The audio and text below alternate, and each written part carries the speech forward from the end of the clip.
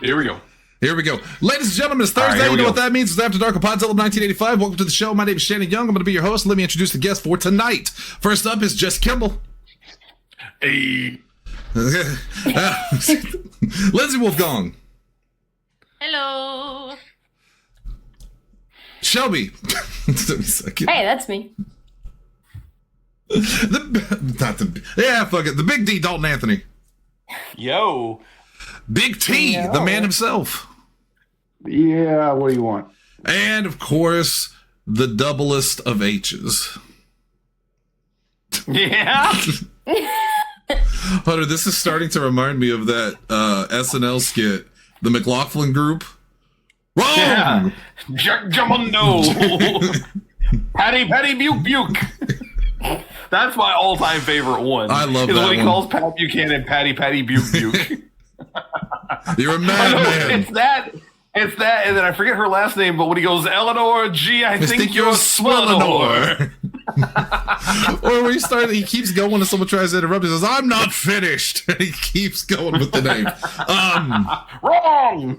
We have a big show for you tonight, so that's why I did the Micro Machines intro. But let's slow it down a little bit. And tonight kind of has a theme, because I think everything we talk about kind of revolves around, and I put it in the chat, ineptitude, or, a failure on all levels to have any kind of common sense, intelligence, etc. And I think we should probably... Oh, damn. I lost my notes. I don't know. Jess, I was going to start with the motherfucker of the week. And there are unfortunately too many motherfuckers of the week to pick from. What do you have? What do? Because, Dalton, I need to know. I actually know... Do you know the name of that wrestler? The one that kicked him? Because that's a big time motherfucker right there. No, I had a way to go motherfucker of the week, but no, I just know the rest name's first name was Dallas. Dallas Edwards. I don't know anybody involved. Of course, it's professional wrestling, and OVW is not too terribly far wrestling-wise from where we're at. No. So, I have a bunch of people that know Dallas and have worked with Dallas. I've never met or, been on a show with him, nor I may have been on a show with a couple of the people in the ring, but I couldn't even tell you that much, because I've been on the show with OVW people, because they make it a big point anytime someone books OVW talent for some reason. Which I've been on that stance for a while, ever since the Netflix show, where I'm like, who gives a fuck about OVW? I did at the time, because I interviewed Damone for it, and I was like, well, this is cool. I'm going to put something in the chat real quick. So I guess my thing with OVW is, cool, we know Damone, and I love Damone to death. I've only, he's always taken care of me in the ring. I've always been cool with Damone, but Damone's not OVW. I'm talking about, I don't understand why everybody has such a hard-on for that promotion. Oh, I don't either. It's really kind of a shit promotion. It was good in 01 and 02 whenever Batista, Shelton Benjamin, Cena, Orton, and Lesnar were there. Right. But then past that, it was WWE's dumpster fire until they became Deep South. Once they got out of the Jim Cornette era, it really suffered. Yeah. I think the last big name there was Punk. Was he an OVW? I could be... Yeah. Yeah. Because Heyman was running it for a while. And that's where Heyman and Punk linked up. Let's just start there. I'm sorry, do you not know anything about Hollywood? Big name. Fuck out of here. It's cultural appropriation, yeah. Whose culture? Hold on now. Right, Hang on. Right, Yeah. Right. Okay. I posted the video in the chat. Let's just start with this. Fuck it. Let's just start with this, because I have not watched that fucking video again. Hulu, by the way, was your other one you were trying to think of. We can come back to it.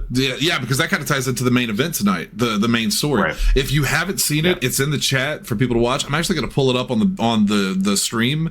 I do warn you, it's no one died.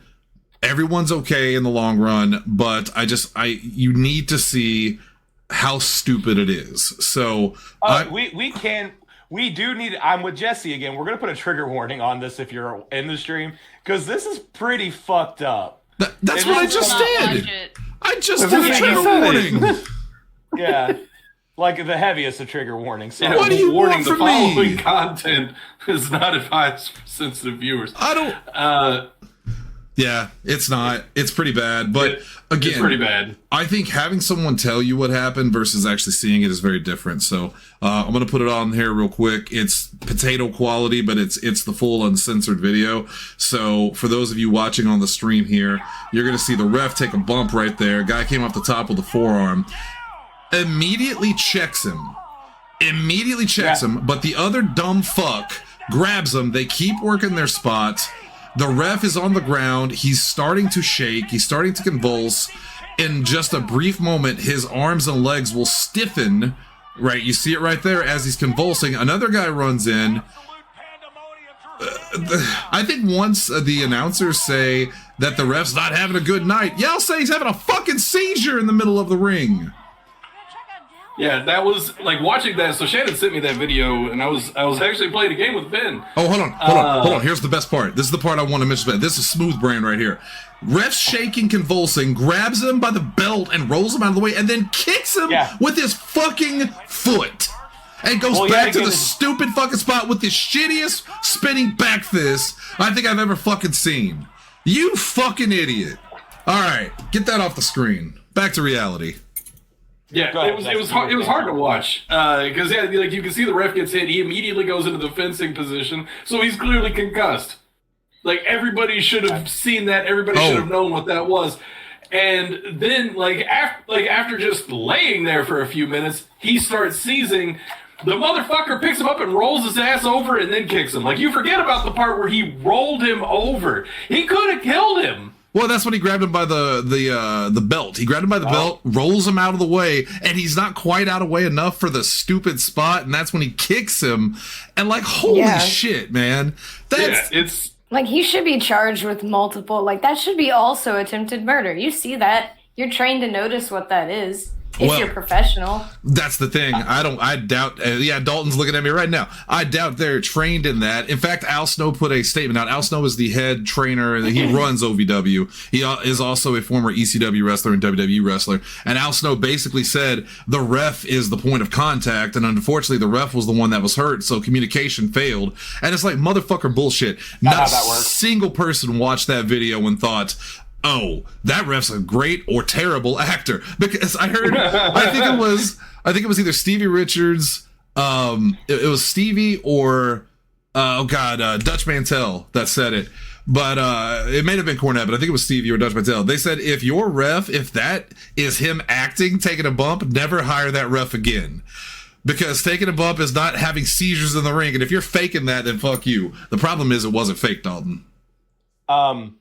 So going back to what Shelby said, I need you to know everything I'm about to say. Again, I hate defending wrestling, like the act of it, because it is so stupid. Yep. Because, I agree with you, Shelby. Wrestlers should be aware of it, and common sense would dictate. And I told Shannon about me coming on tonight. It's really good that I'm coming on because Shannon has been in the ring with me, and I prided myself on being safe as much as I could. Shannon can tell you, he's been in the ring with me. I check on people like crazy whenever I was in the ring. I wouldn't shut the fuck up. Because if I'm talking, I'm responding. Someone outside of this group asked me about it. Because, it got pretty big. And, someone having a seizure in the ring. People that see it that aren't people that know me. That I'm their only point of wrestling reference to. My thought is, if that person isn't responding to me, we're fucking done. Yeah. If I was the dude that landed on him, which if that dude would have just landed on him and he'd have had a seizure and that was it, it's a very tragic situation because no one wants that to happen. The dude took a bump. It was a planned spot. And sometimes shit happens. Now, it's really rare that kind of shit happens, but shit does happen. The initial guy, and I'm happy I don't know any of these fuckers' names because they don't need any recognition. But the first dude that fell on him, he did check him. Shannon's right. You see him in the video, he is right over him. Yep. Because when someone gets knocked out, you can kind of tell. It's pretty easy to tell. And if I was in that guy's shoes and he's not responding to me, because there's no way that dude was coherent. No, that's an X. Like, yeah, that's an X. And if someone fucking grabs me while I'm checking on someone, that guy, the guy having the seizure's not getting touched. The fucker face grabbing me is getting. We're fighting. I might lose. I'm not a tough man, but I'm fighting. Fuck. If someone is not responding, we are done. I don't give a fuck what the reason is. I don't care how we fucking get done. But that person should be precious cargo until we figure out what's going on. So I saw some people defending old Skittle Smooth Brain over there. And they are fucking stupid. Yes, they are. And it's just the most ridiculous thing. I compared it to the Rajah Jackson scenario where, you know, we talked about this a couple of months ago, where Rajah Jackson, the son of Rampage Jackson, gets on top of that dude and starts pummeling him to the point that, I mean, he almost killed him. And I said, I think this is worse. I want to explain why. Because Rajah Jackson was not a wrestler. He had no idea about the business. At best, you could say he was just a dumb fucking kid who made a stupid mistake. This is pure negligence. This is pure negligence. This is seeing a wrestler in the ring hurt. I never wrestled nearly as much as Dalton. I said this in my post. I wrestled probably 1/8 of what Dalton did in his career, if not less, probably less. I never did anything in the ring that I wasn't comfortable doing, so I never worried about hurting anybody. But every time I took a bump, Dalton or Jackson, whoever was in the ring with me, would immediately walk over there, the ref, and go, "Hey, you okay?" And I would say yes. And for the record, I could say as an owner of a wrestling company, if I saw something like that happen, and I saw, because I'm assuming Al Snow was exactly like Jason Wells and exactly like I was, where you are constantly watching the show, the whole show, whether or not, you know, what's happening, because you want to make sure everything's going okay. If I saw that happen in the ring, the show stops immediately. And the guy that grabbed him and kicked him out of the way, he would never work anywhere near my promotion again. It was not common, that's not fair, but it happened more than once at CCW where someone would go down, and I can tell you the first 3 motherfuckers that were always ringside no matter what was going on. If it was Jason would always go out if someone was hurt. Jason would go out, and then it was usually a combination between like me, Marco, Brandon. And I was a super hated heel at the time. And I want to say it was you Zay. Still are. Yeah. But like Zay got super fucked up in a match. Not Zay, wasn't Zay. God damn it, who was it? Denzel. Zay was there. It was Denzel. It yeah. was him and Zay Osby. was there that night. Yeah. He took a bad bump and he just came off COVID and like all of the air got knocked out. He couldn't move. And we're all going up to him. And if Osby, which Osby wouldn't have, Osby was a professional. If Osby would have been like, no, we got to get spot moving. Like, no. If Jason wouldn't have fought him, well, myself or Marco would have. I can tell you exactly what happened in that moment. Everybody sees Denzel's hurt. I'm out at ringside with them because I'm managing Denzel. Dalton, Jason, all those guys run over to Denzel. I immediately slide in the ring and start mouthing off to Osby to distract the crowd from them helping him, which is what you should do. But that person is out at this point. Safety is number one. I cannot believe we're talking about this. Dweezy in the chat just asked, what would Vince do? Would he actually stop it? Yes. Like, to be fair, I give WWE a lot of shit, but I'm going to disagree with you. Well, okay, maybe not. What do you constitute Vince? I think the better question is, would a major corporation like WWE stop it? And yes, they would. If there was someone down in the ring hurt like that, they're stopping because they have top trained medical staff, they have top trained officials. Okay. I was about to say, I was like, someone died in their ring back in '98. Right, but they didn't keep the show go. Oh well. However, they didn't leave Owen Hart's body in the corner, right? While they're doing shit. So you're absolutely right, Shannon. If we're arguing semantics, we'll agree on that one. Yeah. So yeah, I think they would. They kept the match going while Jerry the King Lawler was having a heart attack at ringside, and Michael Cole was like crying on commentary. So yeah, he was doing. Going back to what should have been done is. And Shannon brought up a really good point. I'm happy we brought up this Denzel moment that happened because Shannon got in the ring and kept the story going so we could get Denzel the fuck out. Right. And that's what you're supposed to do. It's not even near as bad as the seizure thing, but like I had Mick Foley'd, like a tooth Mick Foley'd out of my face one time and tore through my lip and like split my mouth all the way open. I like Mick Foley as a verb. Yeah, well, I I know. was there, can vouch.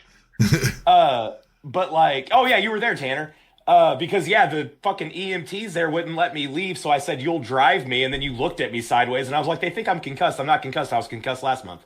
It was a really good argument. Okay. It was. But anyway, my tooth like ripped, like split my mouth all the way in half, like open, like it was bad.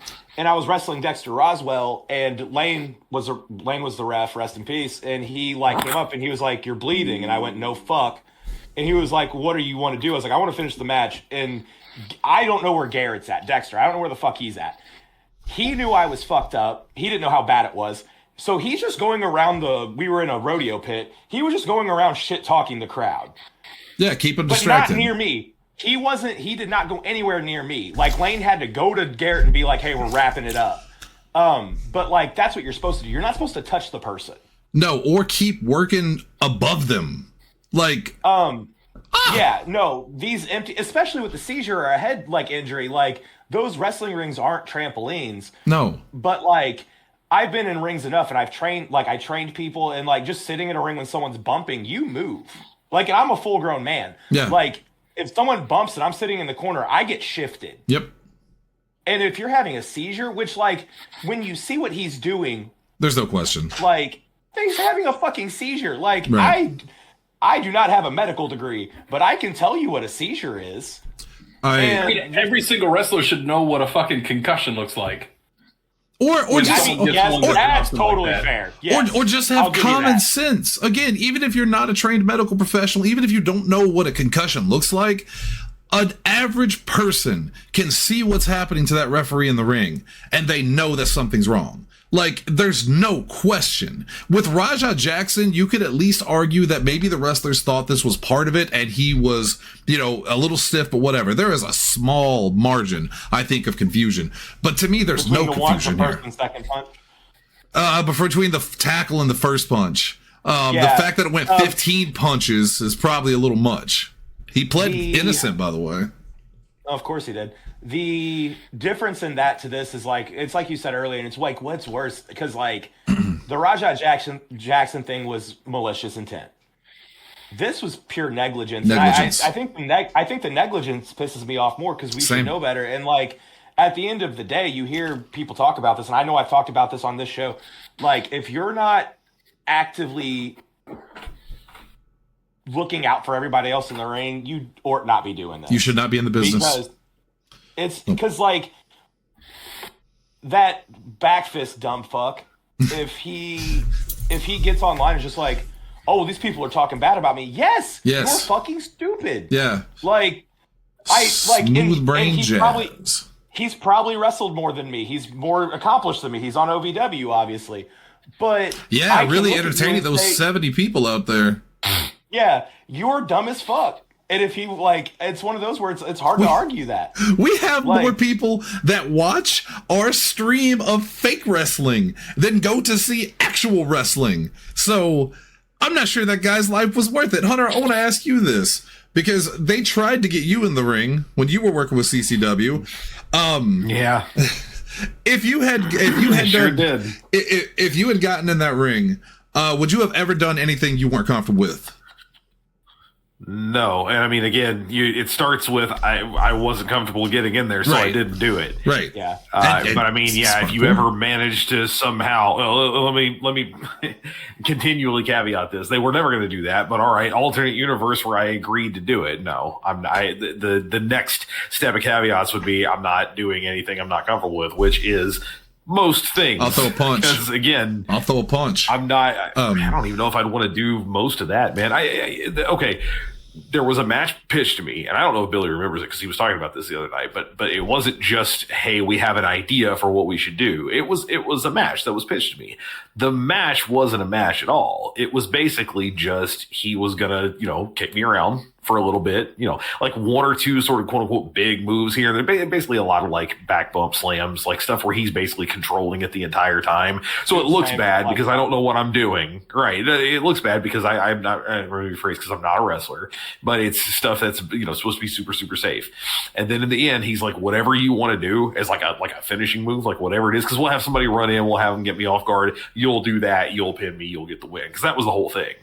And I was like, I'm still not going to do that, man. I'm still not going to do any version of that. Dalton would always say I'm not a wrestler, but my ring back there from Match of the Year, made by Osby, no AI, would say otherwise.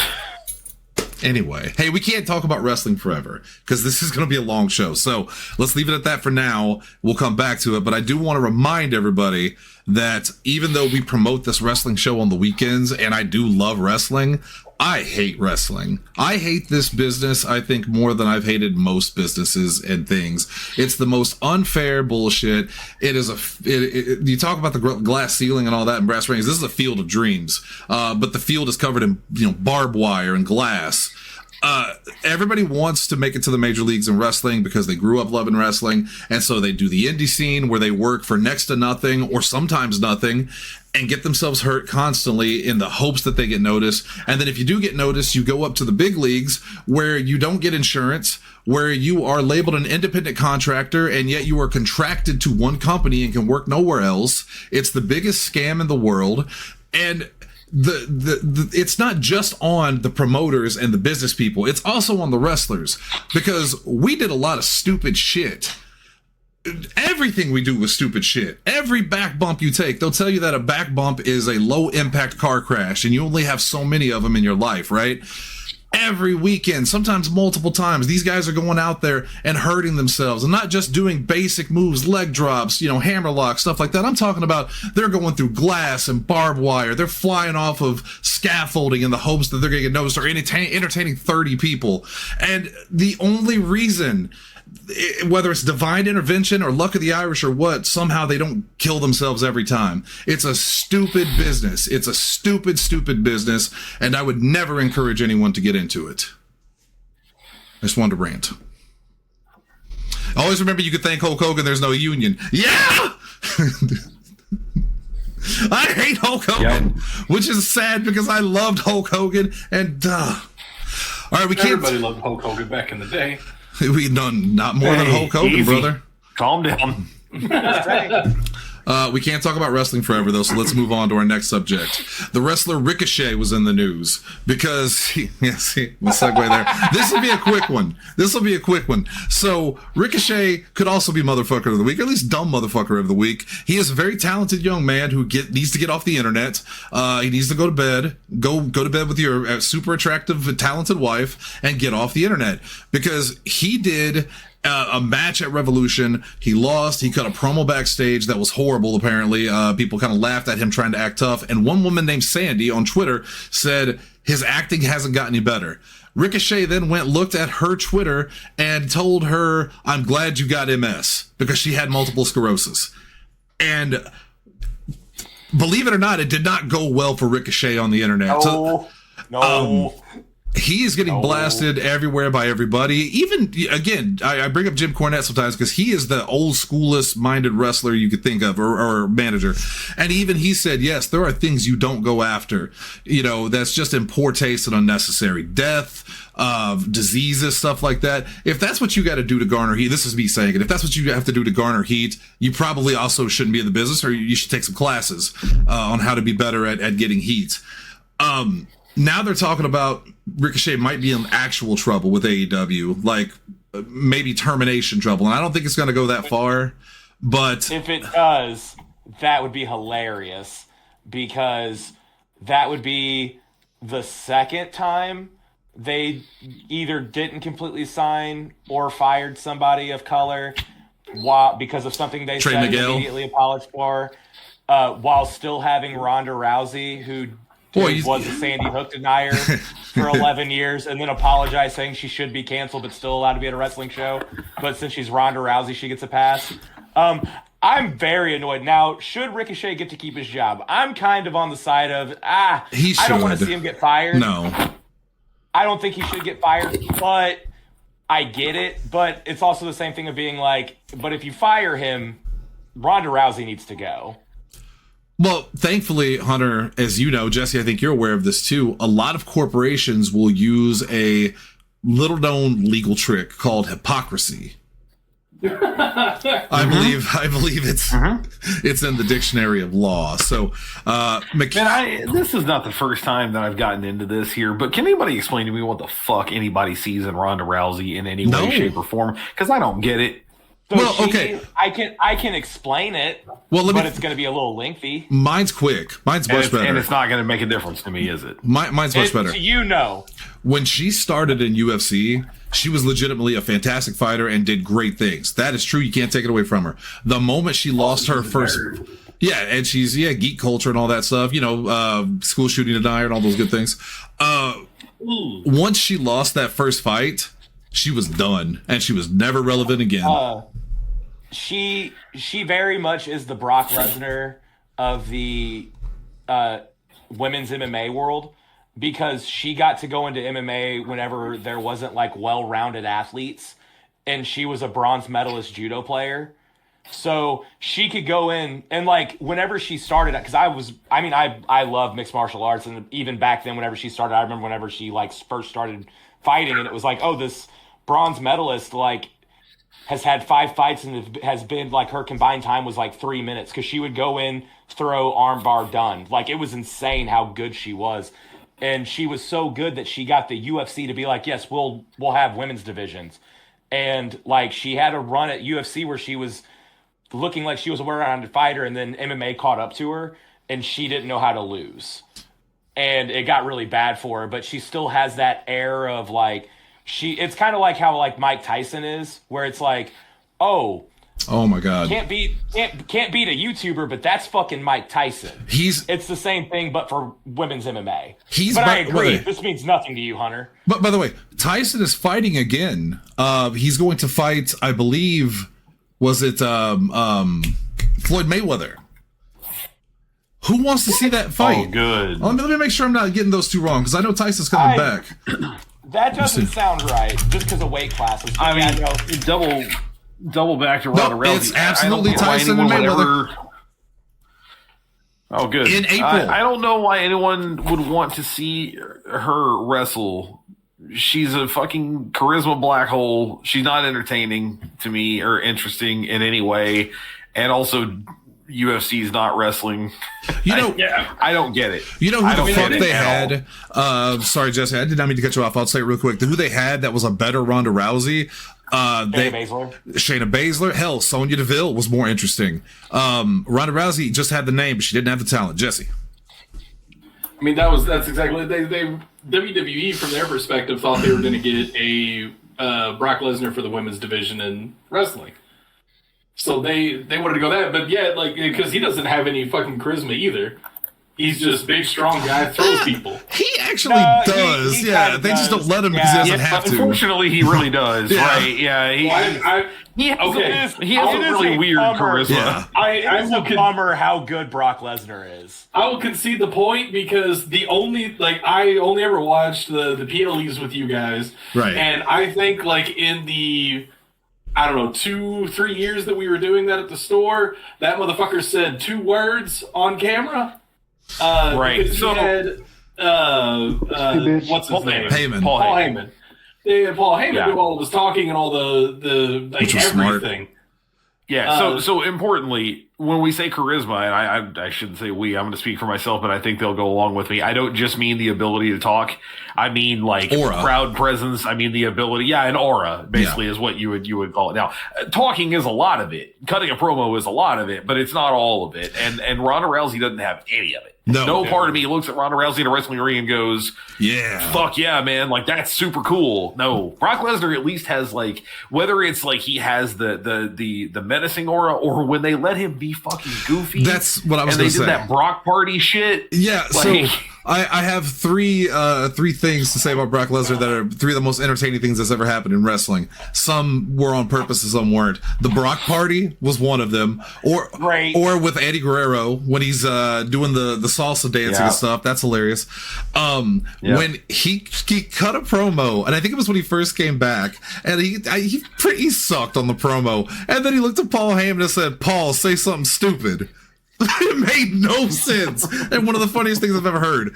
And the third thing is when Keith Lee was walking to the ring and he goes, "Oh, big boy." That's one of the funniest things I've ever seen in wrestling. I think he literally said he's this big motherfucker too. But like also on the UFC side of it, Brock Lesnar probably has the best, like one of the best post-fight interviews of all time, because he pretty much says, "I'm going to drink the beer that I want to drink, not what they have on the canvas. I'm going to go home and fuck my wife." And I'm like, you know what? Like, that's what he's going to do. Now, like, and he's the heavyweight champion. To be fair, his wife. This is Rita that's what Mero. I'm talking about. Well, yeah, no, I'm just saying. Well, to be fair, dude's charismatic as fuck. While he said that, he could have potentially have been trying to set up a forced sex meeting with Janelle Grant. So let's not forget that Brock Lesnar is a major piece of shit. I don't care how entertaining he is. Correct. We'll just keep moving because there's a lot to talk about. The badass motherfucker of the week, Dalton. Afroman? I wanted to talk about this a little bit too. God damn. This is spectacular. I thought Kendrick Lamar was the greatest hater of all time. and then 50 Cent came on back and made a whole Netflix documentary. And I was like, that's the greatest hater of all time.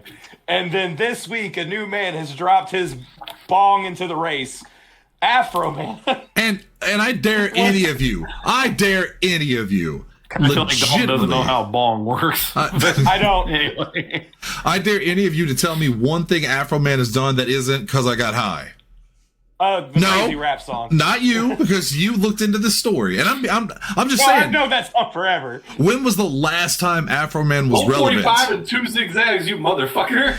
You're making that up. You're making that up. Everybody just chode.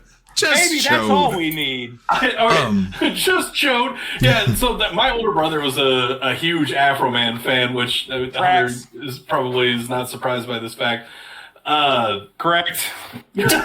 Sure. Yeah, he was a huge fan of Afroman back in high school, and like we would ride around town just listening to that fucking CD. It was good. Well, it was probably a cassette, but not relevant.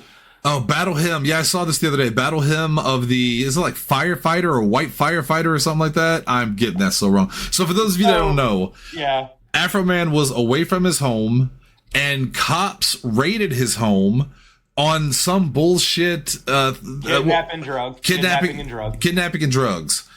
And they're on video because he has surveillance everywhere. They're on video going through his shit, stealing his shit, taking money, and one cop even unplugs one of the security cameras so they wouldn't have evidence. So Afroman, in the greatest hater move of the century, used the footage from those cameras to make rap songs about the cops, naming them and mocking them. Yeah. A whole ass album, Jesse. Yeah. Would you please remain my door? Album. Yeah, the Lemon Pound Cake album.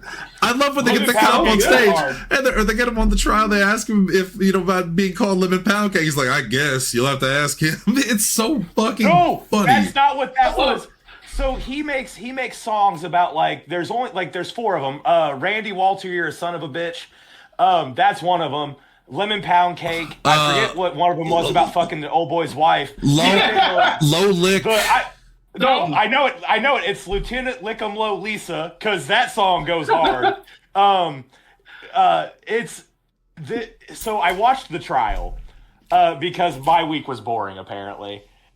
Afroman is in a full American flag suit, and I don't mean one American flag. I mean it's patterned over the American. His this is sunglasses. What people want Donald Trump to dress, but yes, have flags. The sunglasses had the tit, and him and his goddamn boss hog lawyer are just dog walking this county. Yeah, being he's allowed to make this music, and then Afroman said it best. He's like, it's their fault because they raided my house. They kicked my door down and didn't fix it. They raided my house with my security. Can you please help me fix my door? And it's one of those where in the fact that I got to see old white men say phrases like, "Well, have you listened to Wet Ass Pussy?" And do you think that song is lewd? And it's do you think it's incorrect? Well, maybe. They're having really weird philosophical conversations about art in this trial. And the most So he ends up, this trial goes for like 3 days. And the judge, whenever the verdict gets set, because it's a civil case, they're looking for like 3.9 million, which good luck getting that from Afroman. Well, now I bet he does now. No, well, they ain't getting it now. And the judge says, like, as I read this, I don't want any emotions being shown. This is a very emotional case. This, that, and another. Afroman's not guilty of anything. Like, he doesn't know anybody anything. And you can tell the judge is pissed off that Afroman got away with it. Because he doesn't even thank the jury for, like, their deliberation. Like, he thanks everybody else, which apparently, like, the judges apparently think the jury a lot. I forgot about the lady cop who Afroman she cried. to as Lieutenant. Not only did she cry, Shannon, they played the full Lieutenant Lickum Low Lisa video at the trial. It's 13 minutes long.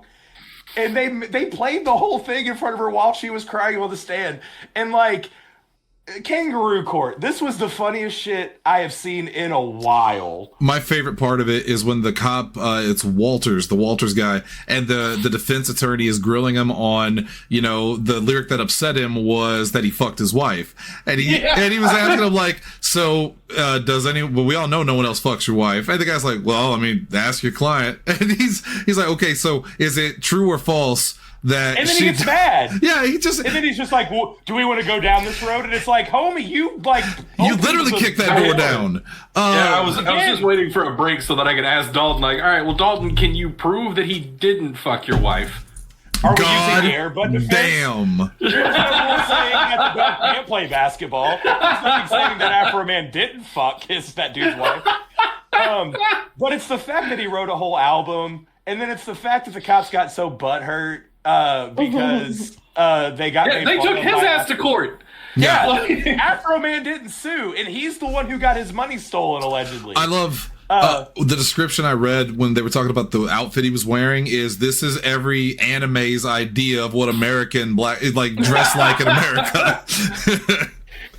It was so good. And then he immediately did a concert last night after the verdict. Man, in that suit. You know what? I've always known about Afroman because little white kid from, like, Midwest. Of course, those songs pop. Target audience. But, like, I didn't respect that man's game because that's some next level shit right there. It was pretty good. So you know, the songs aren't, like, great. He has an amazing voice, actually. Like, singing wise, like, it's kind of insane how good his actual singing voice is for the bullshit he puts out. But it was so insane. And it's this was kind of like the 2026 version of Tiger King, right in, like, the March area where we kind of just need unity as a whole. Yeah, and we can all come together with Afroman. Yeah, and I'm happy he didn't have to pay a dime to those motherfuckers. Same. Yes. I mean, they were talking about how their kids are, like, being teased and bullied and stuff like that. And someone pointed out, literally no one would have known about this had you not taken him to court. Yeah, this is the biggest Streisand effect thing ever because, like, that album, Lemon Pound Cake, came out in 2023. And I remember hearing about this case. Like, I remember hearing about, like, the raid. Mm-hmm. Yeah, I saw it because I watched the videos of the raid and I watched some of the videos that he released. Yeah, and it's just like, oh, well, Afroman's on some shit. And then I had forgot about it. And then this happened. I'm like, me and Billy Hills have been bonding over this again of just how fucking great it is. I hate that I'll never be funnier than Afroman. Because, like, that's the funniest shit of all time. Yeah, you won't be. Yeah, no, you can call them horrible names, but then whenever you have, like, songs to go along with it, that's some next level shit. Like, yeah, Kendrick Lamar fucked up Drake's career, but, like... Holy shit. The Simpsons did it first, though. Simpsons did it first. In the episode where they're trying to figure out who shot Monty Burns, Tito Puente said, why, shoot him when I can set his soul on fire, and then sings and then does a song about Mr. Burns. Hey. Yeah. Damn them. Damn them. But yeah, no. Afroman is my motherfucker of the week. God. Right. Yeah. Well, that's the fun part of the show. You got about 30 more minutes of no fun. Still on this topic. Hey, you want to talk about the Bachelorette? We only talked about Afroman. The shit out of her ex-boyfriend. Yep, and Bachelorette's dead caused now. Him to cancel a whole show. Well, that season. Yeah. They'll bring it back. It doesn't matter. Did you read? Cancel that season. They tried to get the ex-husband on the show, and he refused. Oh my god! Apparently he went to them and Have told you watched them, the video? I've seen the video. It's terrible. She's flinging pool chairs or whatever they're called, stools. They're metal. They're like metal chairs, and one of them seems to hit their daughter. Yeah. So when that guy fucked up. When he found out that she was going to be doing the show, he went to, was it ABC? I think. Yeah, Bachelorette's on ABC. Sure. He went to ABC and said, "Hey, you know, I wouldn't give her a public thing. This is what happened. This is what she did." And they tried to get him on the show as to interact with her, and he said no. My God. Meanwhile, they completely ignored everything he said, and now they're all eating crow because they had to cancel the season, and everybody looks terrible. Yep. I'd like to point out, I'm going to drop a little picture here. So I've talked before about listening to Pod Meets World. I know Tanner does too, the little Boy Meets World rewatch podcast. So that thing has spun out big time into a bunch of different other shows because they're on the final season right now in terms of recaps. They're almost done with that show.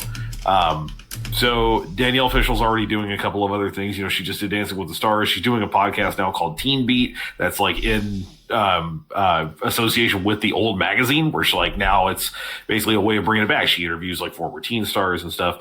The guys, Ryder Strong and Will Friedle, one of the things that they've been doing is a reality show style podcast where they change like what show they're watching on a fairly regular basis. They go to a bunch of different ones. Because Ryder watches a ton of Survivor and Will watches none of this stuff. So basically it's this idea of like most of the time it's one guy who has seen it and one guy who's seen nothing of it. Sometimes it's both guys who've seen nothing. So they did Dancing with the Stars when Danielle was on it. They had just a couple of days ago announced this season of their spinoff show, which was going to be called Bros with a Rose, where they were going to recap the new season of The Bachelorette. And they posted the logo of it, and then earlier today, they reposted what the logo was going to be with an important stamp over it. And I'm dropping it in the text there so you can see that just says, "Good call, ABC." In the post that they put up about it says, "Well, goes without saying, but the Pod Meets World boys are moving on to their next reality show soon, hopefully with a much better vetting process for their contestants." Yeah. Speaking of exes, the only person that Afroman used as a defense witness was the ex-wife of one of the cops, which again, player hate. Sorry, you said I'm accident. the biggest hater. Hunter, how did they find out about the thing with the Bachelorette? Like, what was the catalyst for that? Because the guy told them and they did nothing. Did someone just find the video or something? Because I know TMZ put the video up, so I'm assuming that they got it from somebody. It hit as soon as somebody found out that this guy was making noise, that shit was getting out to the internet one way or another. There was no getting around that. I wasn't a believer always, but I think TMZ is actually a fairly decent news site. They usually, they get a lot of exclusives. It's pretty crazy. At this point, it's one of those things where they're more legitimate journalism than a lot of what's supposed to be legitimate journalism, which is like CBS scary, News. But now that they're under the Ellisons, and transition, and they started up their newscast with a new guy. I don't know his name, but like his first few days, ratings dropped by like 4 million. Like they tanked. So CBS is in the gutter. Who else is in the gutter? We can rapid fire it real quick. Pearl Abyss, the people that made Black Desert Online and that are releasing Crimson Desert now, the game's got a 78% average, and stocks in the company went down 30% because of it. Ouch. Good times. That's not that bad of a rating. What the fuck? I don't know. I guess the hype for this game was so massive that anything less. Imagine if GTA 6 came out and it was a solid 7 out of 10. The streets would burn. Oh, you still play that 7 out of 10? Well, it's not exactly a 7. It could be a 6 or a 7. It's one or the other. But I'm not going to go higher. No. Not going higher. Too late. He's already done it. It's too late. Yep. It has begun. I'd like to point out that speaking of people who are concerned about money and things that are happening, do you know this about the U.S. Post Office and the USPS? Yeah, the whole Yeah, they've only got 12 months worth of cash. They're losing money. I'd like to be very clear. The USPS doesn't work like that. It can't lose money because it's a fucking publicly funded group. It's not how it goes. They can't lose money. They're not a motherfucking business. But they're currently run by a guy who certainly wants to treat it that way. This David Steiner, who stands to make an awful lot of money if they can get it turned around that direction. I'll give you one guess who got him installed as Postmaster General. Sleepy Joe? Is he the motherfucker that has like actual stock in UPS? Yes. Correct. FedEx. Like significant Or stock FedEx. FedEx. Okay. Yes. How is that not some that's the kind one. of conflict? Oh, Oh, it is. It is. 100%. That's what, I'm about to say. Right. That's what we're stopping at that. It is. That's incredibly corrupt. Good I mean, lord. brother, if you don't think we're not already living that classic SNL sketch with Keaton just going, ain't nothing gonna happen, then that's No. Yeah, we just have daily to life survive now. until hopefully these motherfuckers can get out of office. Well, they're going to stay in office because right now we need them more than anything because we are knee deep in a war that's not actually a war. So please don't mistake that it is.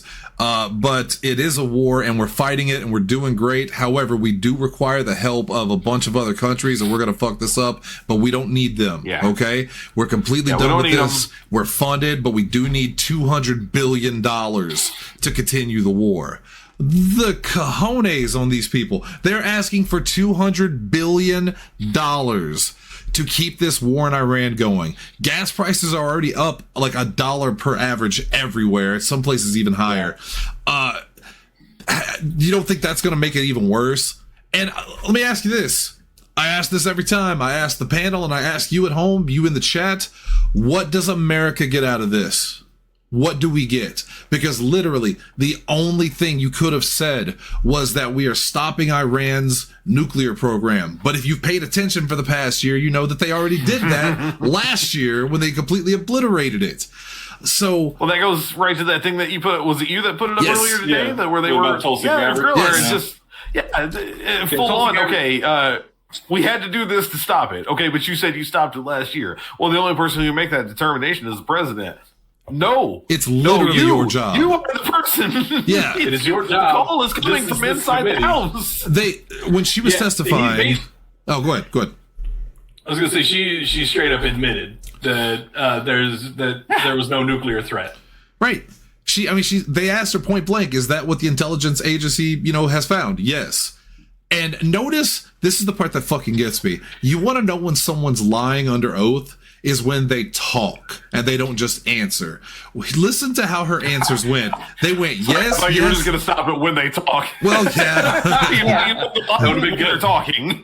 but it goes, yes, yes, yes, yes, yes.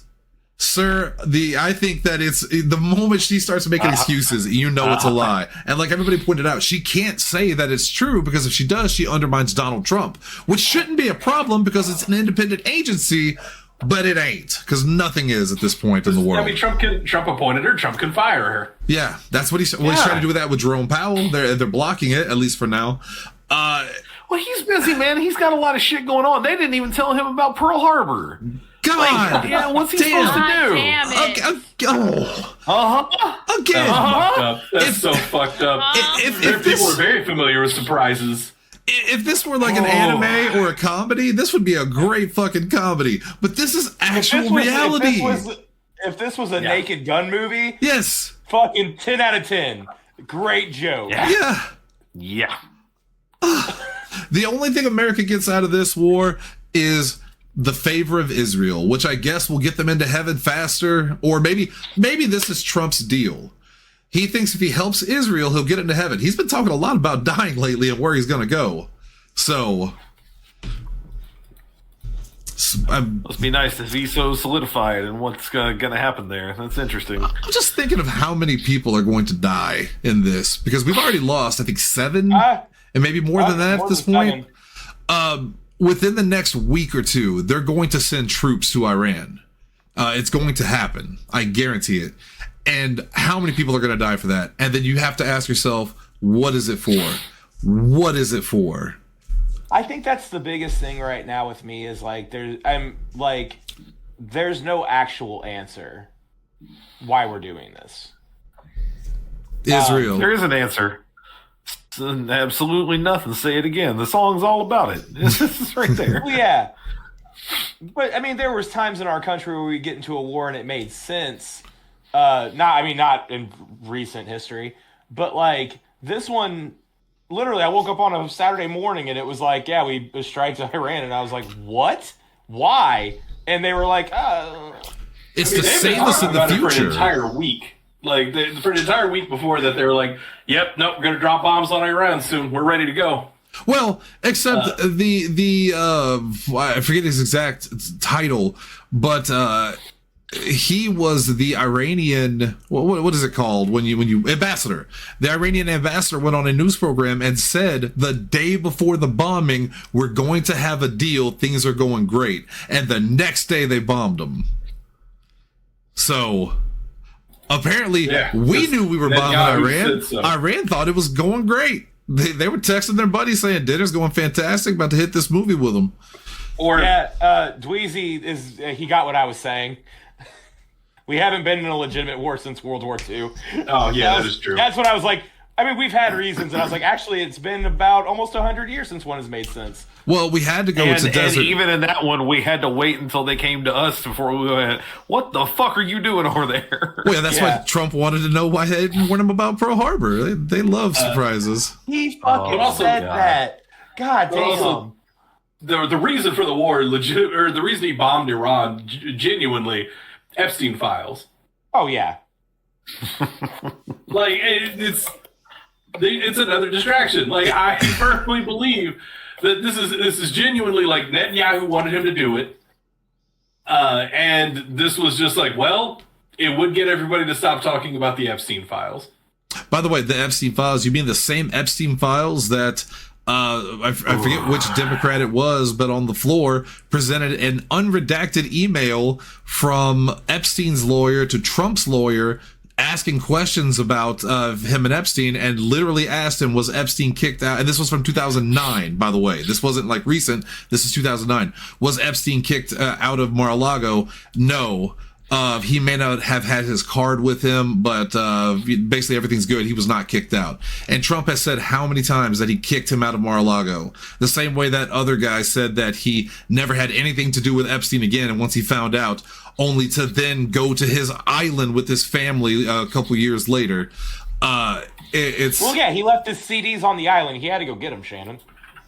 His Afroman CD. He really wanted it back. He brought his CDs. He brought his CDs for the party. He wanted to make sure that they had Ave Maria and YMCA. And then once he saw all of the children, he noped out. He left, but he left his CDs. He had to go back for them. Dalton's right. Dalton cracked the case. He left his piece of the original cross there. Me and Afroman's lawyer. All right. Well, I think that's... We're going to try to not to go till 11:30 tonight, so we're going to just stop all the fun talk there because there's 7 of us, and we got a list to go through. So that's your politics talk. Stay tuned next week. Hopefully a wrestler doesn't do anything stupid, and we do not have to call upon Dalton again. Pray for Israel. Okay, before we get to the top 5, Hunter, will you please, if we still have any, will you please read off tonight's sponsors? Tonight's episode of After Dark is brought to you by Jive Turkey Shirts, as well as Merge with the Bacon. Oh, God, I don't like this one. Tonight's episode is sponsored by Illegal Alien Hair. Notice the pause between the words illegal and alien hair. Because that was the bit. Yeah. It's alien hair that is not legal. You got it. Right. Tonight's episode is sponsored by that home board game, No Jabba Elbows on the Table. Tonight's After Dark is brought to you by a series of dead living holes and Quaid on the Street. Tonight's show is sponsored by Shrek in Your Chair, Straight Down Brown, and Watch Out Arbor Day. I don't like that combo. No, tonight's show is brought to you by the Low Point Quaid, as well as the Bent Back Baby Bomb. That's Dalton's new finisher, by the way. No, it's not. And finally, tonight's episode of After Dark is sponsored by the new show that will be following us on Thursday nights, To Catch a Bird Predator. Lindsay's already got one. That's true. That's true. I am really upset that Just 4. They're in their house. Goddamn. Go on. Oh no, I was upset. That What are you upset about? Yeah, I'm upset that Fugla Please got. You gotta explain it. Me and Jesse. We didn't know. Jesse brought up Fugglers, the like doll. No. Who brought him up? It was Katie, wasn't it, that brought up the? Because I have never seen one of these things ever. Oh, Things okay. at Five Below. We were playing Magic Tuesday, and Katie brought up Fugglers, and she was explaining them to Jesse, and Jesse said it to me, and I was like, "Yeah, I bought Sadie Gremlins one for Christmas." What you're talking about? It sounds like some sort of like racial slur, like it's And I some was kind like, of insult. "Yeah, it's what he said." Like Jesse said, Fugler, and I was like, "That sounds No. like a racial." One of them said it, and I was I don't know why you like. I only said one part of this, and it's the part that made you laugh. Katie said Fugler, and I was like, it sounds like a racial slur when you say it. And then You don't have to give it. Then Dalton said you don't have to give it the hard R. that's what it was, And- yeah. And then my response was God. that because that him giving it a hard R implies that there's a not hard R. And it was, All And right. then Fugla Please came out, and then my turn took 3 more minutes. Because I was crying All right, laughing see? at that. 3 more minutes, which is what, about a third the length of that story? All right. There we go. We got there. Well, sorry. In fairness to Dalton, I kept interrupting him mostly because he was lying. And telling the story poorly. no, I was See, that's the better part. Yeah. Also because he was wrong and he kept going. I'm just I glad was that. telling alternative facts. I'm just glad that now I feel like God. I haven't said the worst thing on tonight's show. So I've been cleared. I'm good now. Dalton is the You're racist. good. Okay. Thank God. Our news cycle has Thank taken Thank God. over. All right. Well, with that, we're going to get to our top 5. And this top 5 came from another special motherfucker of the week, Hulu, who just canceled the Buffy reboot. Already in production. I think the pilot was either done or they were starting to shoot. The Buffy the Vampire. Hang on. They filmed one, and Hulu had passed on it essentially, and so they said they needed more Buffy in it. Basically, she wasn't in what they had, so they produced a script for what the next one would have been, and they never got past the script stage for that. So there is a filmed version of something out there, but it's not what would have ever made it to air. I think the same person directing this was also just directed Hamnet, which won a Yes, Oscar. Chloe Zhao. Yeah, I think you're right. So Chloe and Sarah Michelle Gellar were going to do this, and Hulu just thought, why bother, and pass on it. That's some punk ass shit. I hope Afroman was a fan of Buffy, because we You about heard to get her revenge. explanation as to why, right? I think she said one of the guys on the board or one of the directors in Hulu didn't like the original show, and he was like pushing That's for it? it to die. Yeah. That's all it was. Like some guy is one person there, according to Sarah Michelle Gellar, making me take it with a grain of salt. But she said there's one person who's in charge of these decisions or who has some say in it who did not like the original show and had been gunning to kill this from the get-go and finally got his way, apparently. So that's Now- it. That's all it takes, by the way. The good to kill news- your project. The good news, though, is that Hulu doesn't own the footage or anything, so they could shop it around somewhere Right. else. And they actually Don't mentioned they that. own the rights to Buffy? No, oh god, I don't know who had it before. Maybe I can Google it real quick. Hold on. But I know Hulu didn't. That's for damn sure. Disney. So you're in even worse shape. Yeah. Okay. Yeah, Disney owns the rights. Oh, because they got it from the 20th Century They Fox. bought Fox. Yep. Oh, So, that's right. Yeah, it can only come out on ABC, Hulu, or Disney Plus. Yep. I mean, they can always license it to anything else they want. They won't. They won't do that, but they could. That's just shitty. won't. But it did Yeah, inspire. that is really shitty. It did inspire tonight's topic, which is 5 TV shows that we would reboot or continue, however you see fit. But basically, you're bringing these shows back. And I said, just give a small explanation of what the concept is. Why are you bringing it back? Or how does it work in this? I'm very scared because I don't watch a lot of TV, so my choices are limited. I know a lot of people here know a lot more about television than me, so please don't take anything that I love. Thank you. With that, in trust, I'm going to start with Jesse. Brother, I can't imagine that we have a lot in common. Like, if the only person here I'm afraid of is Hunter. So you and that one guy. Oh no, stairs. Honestly, like a lot of the shows that I want, like that I have wanted continue to rebooted, like have been coming back lately, like King of the Hill and Scrubs. But one that I would really like to see actually continued, the old Teen Titans cartoon. Yes. Yeah, the cartoon was incredible. Teen Titans Go, as far as I understand, is a wonderful kids program. It is not the continuation of the Teen Titans series. No, I would it is really not. like to see that. We kind of got it with Young Justice, but that felt way darker than it needed to be. Oh yeah, Yeah. Well, Young Justice had a lot of problems. Like I really liked the first couple of seasons, and then it got canceled. Downhill. Yeah, As it could sell action figures. yeah. So it got canceled, and then it eventually, like it had enough fans to bring it back, but the product that they gave us was just awful. Like everything, like from the comeback was bad, and it was a huge bummer. All right. But anyway, Teen Titans.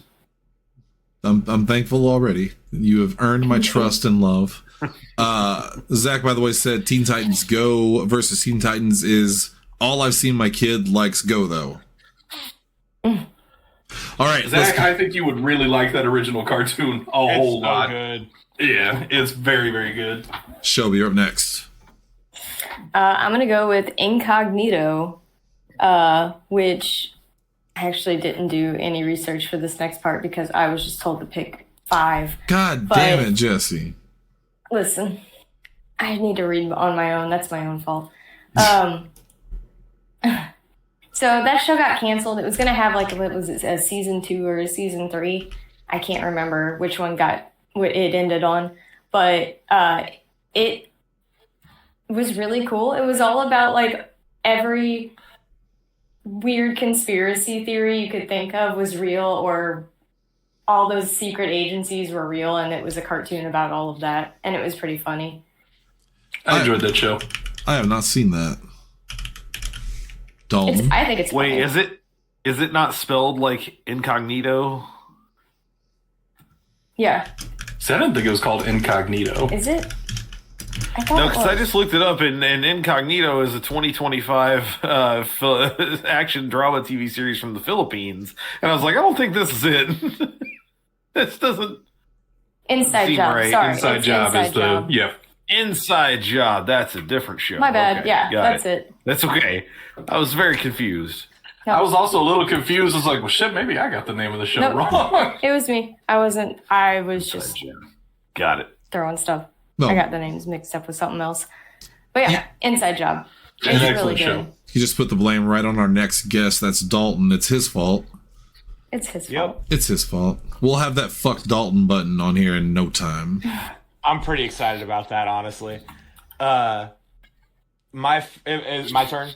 My first pick's going to be The Office, but don't reboot it. I'm tired of that. Just give us Jim and Pam in Philadelphia. Since he's a sports agent now, and just give us a funnier, not shitty version of the show Arliss. Oh, I love Where it's just Arliss. It was an okay Yeah, show. careful. What did Arliss But I do? also haven't. I don't know. I watched No, it whenever I was a teenager. Oh. And that's probably why I just didn't like it then. But yeah, no, I was like, oh no, just follow Philly Jim. That's what I want.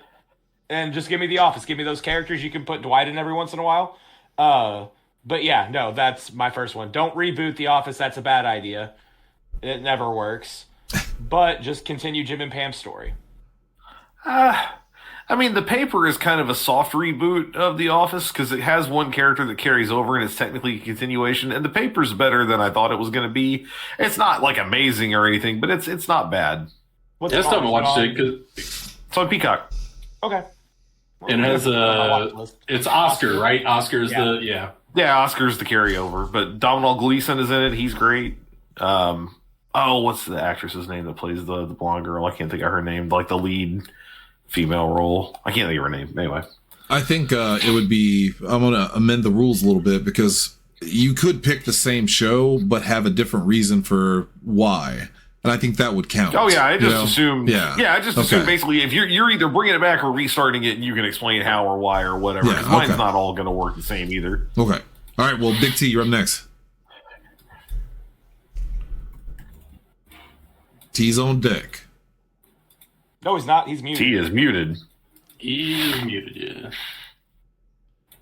Guess he's the might have big to circle back to T. M-U-T-E. All right. Here, can you hear me? Oh, there he is. he is. Yeah.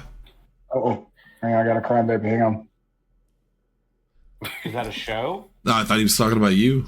No, it's a I child. also did anyone else hear the phrase "crime baby"? Yeah. Crying baby. Got a crying baby. Crying baby. Anyway, Crying baby. I gotta hurry up, get Pokemon Go back. He is on. from I'm gonna Cairo. go with shut up. Yeah, I know. I'm gonna go with National Treasure, the TV series. Oh, is that done? Yeah, it was only one season. Oh. And you never got Nick Cage, did you? We never did. We got Riley. We got Sadusky. Yeah, that's the same. Of course, he died. His character died, at least. But like, I want to bring it back. Bring in Nicolas Cage. Let's find out what the fuck happens. What's on page?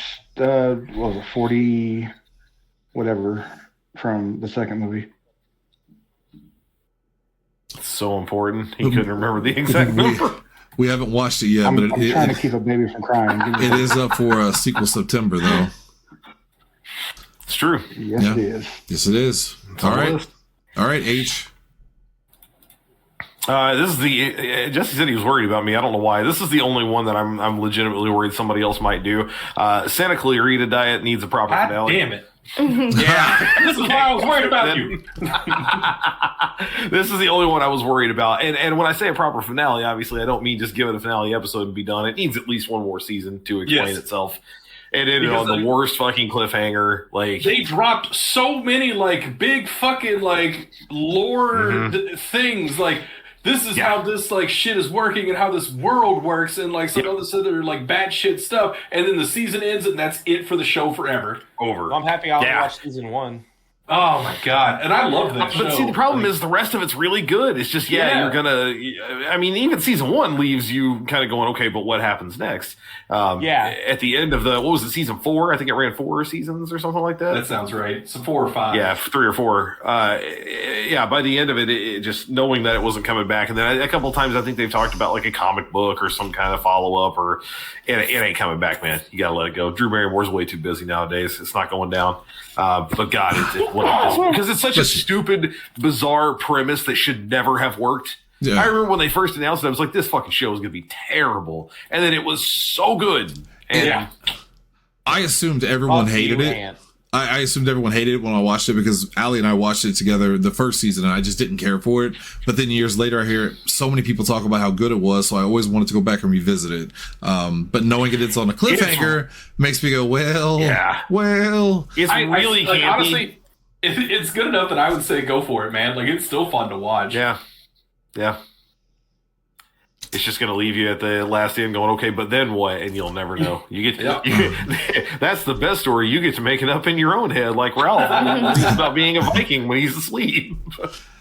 This is the only one I'm worried anyone would take from me, and it's the X-Files. I know they're rebooting it, and Ryan Coogler's part of that, and I'm very excited to watch that. Ooh. But I would also like a continuation of the original timeline. I mean, Fox Mulder and Dana Scully have always got adventures in them, and I love those two together so much that I think both could exist. And I'm very excited about the reboot, but I mean, X-Files is what got me into the paranormal, that and Ghostbusters, so I would love to see that just continue with those characters. Man, I only disagree with you because I feel like every time they have brought it back, I've always been like, this is fine. It feels like diminishing returns, and I'm worried that the next time would be the time that it wouldn't be fine. It would be, this is just not very good. Yeah, because I could think of at least 3 episodes from the newer seasons that were in like top 10, if not top 15 episodes of all time. So there were some really good ones, but there was also a lot of, filler or just didn't have the magic. Yeah. But which is bizarre because we figured this out a long time ago. The entire formula for X-Files is stop trying to do a main plot. No one is trying to follow that anymore. We're not trying to follow the big overarching, we just want Monsters of the Week. Yeah. Give me Monsters of the Week, man. That's where the best episodes Give me Law and Order with monsters. That's what I want, basically. Yes. That's exactly what I want. So maybe combine the two and have Coogler's version have new agents, but also have Mulder and Scully as some kind of mentor, or, maybe he's the new Skinner and she's a doctor. She went back to her faith or whatever. That sounds worse than I meant it to. But yeah, that'd be my pick. All right, Lindsay, bail me out here. My first one is Oren High School Host Club. It needs to get the FMA Brotherhood and Fruit Baskets treatment, where you reboot / continue and make it like 5 times prettier than what it was the first run. Because the first set of the show only gave me like half of the manga, and the rest of the story is so good they need to finish it. She's a big I spelled fan. the word Oren correctly without looking it up because you've mentioned this so many times on this show. Do you know how much I hate myself right now? That I didn't even have to fucking go. I just went, yep, O-U-R-E-N. Why do I know? It's Oren, not Oran. Yeah, but it's O-U-R-A-N. Sounds like Oran to me.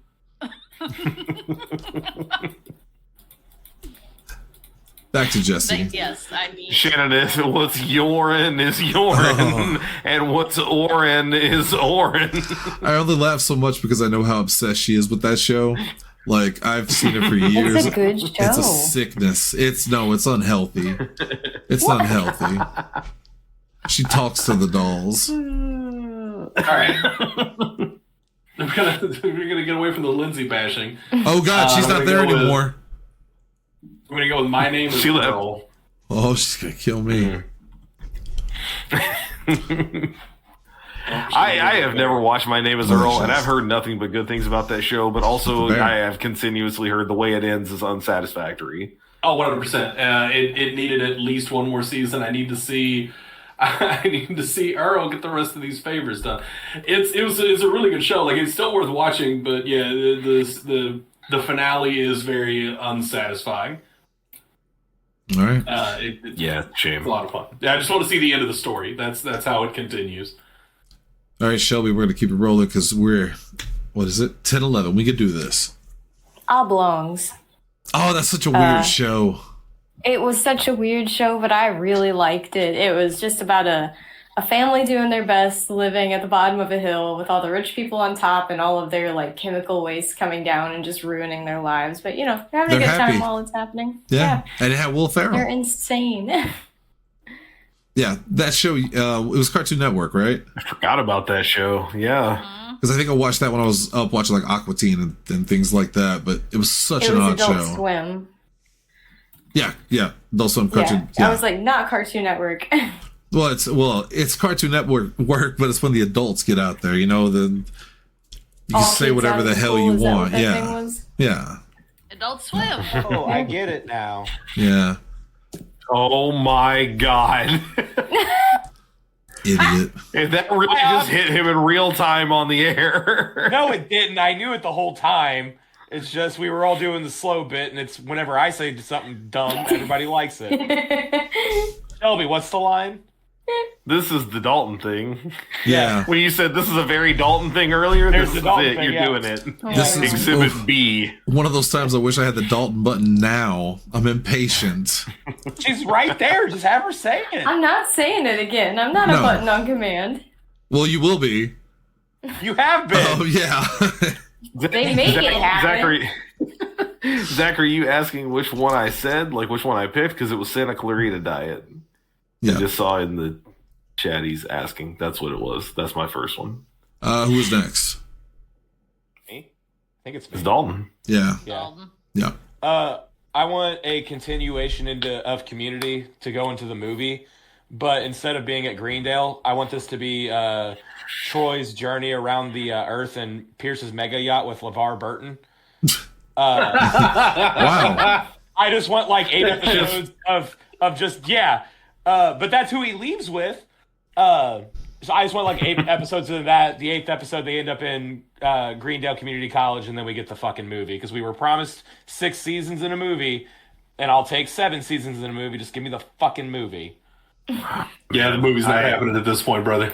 Shut up, Jesse. Where's I going now? I also, this is another one where I have to say, like, I know we're talking about ideal scenarios, but boy, Community became diminishing returns after a certain point too. That last season is not great. It's watchable, but yes, you're right. I never got into that Yeah, show. we agree that it's watchable, but yeah, no, like Season 1 through 4, amazing. Yeah, I had Chevy Chase. He's the star, right? Yeah, ask him. He was a star. He's from a casino. Tanner.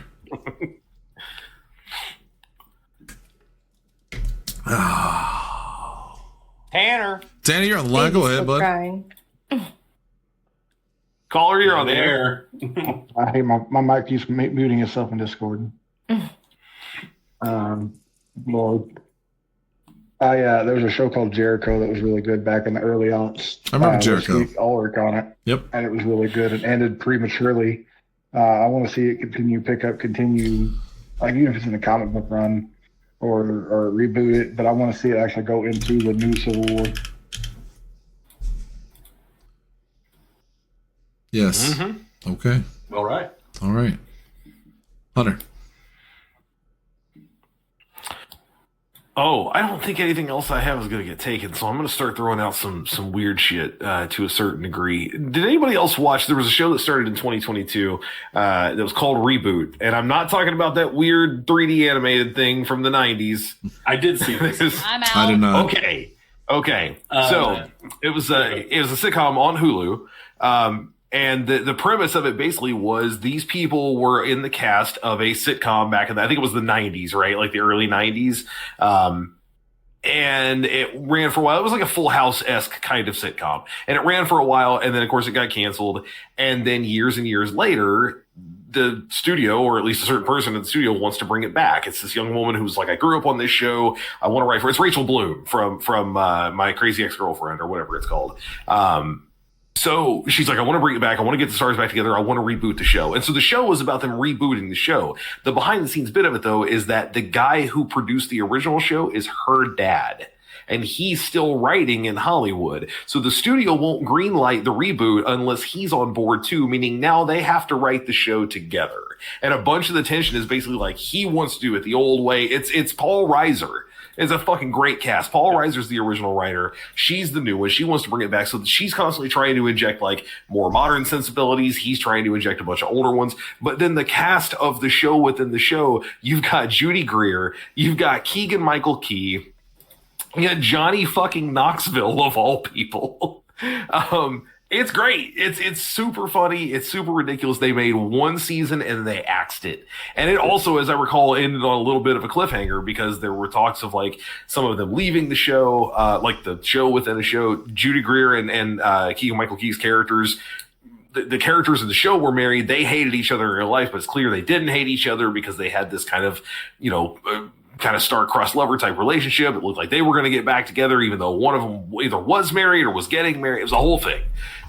It's very funny. It was definitely worth a look, and I cannot believe they axed that show because it was a lot of fun. It's a real shame it only got one season. I enjoyed that show a lot. Her dad, one of the funnier bits of the whole show is that her dad brings in like his own writing crew.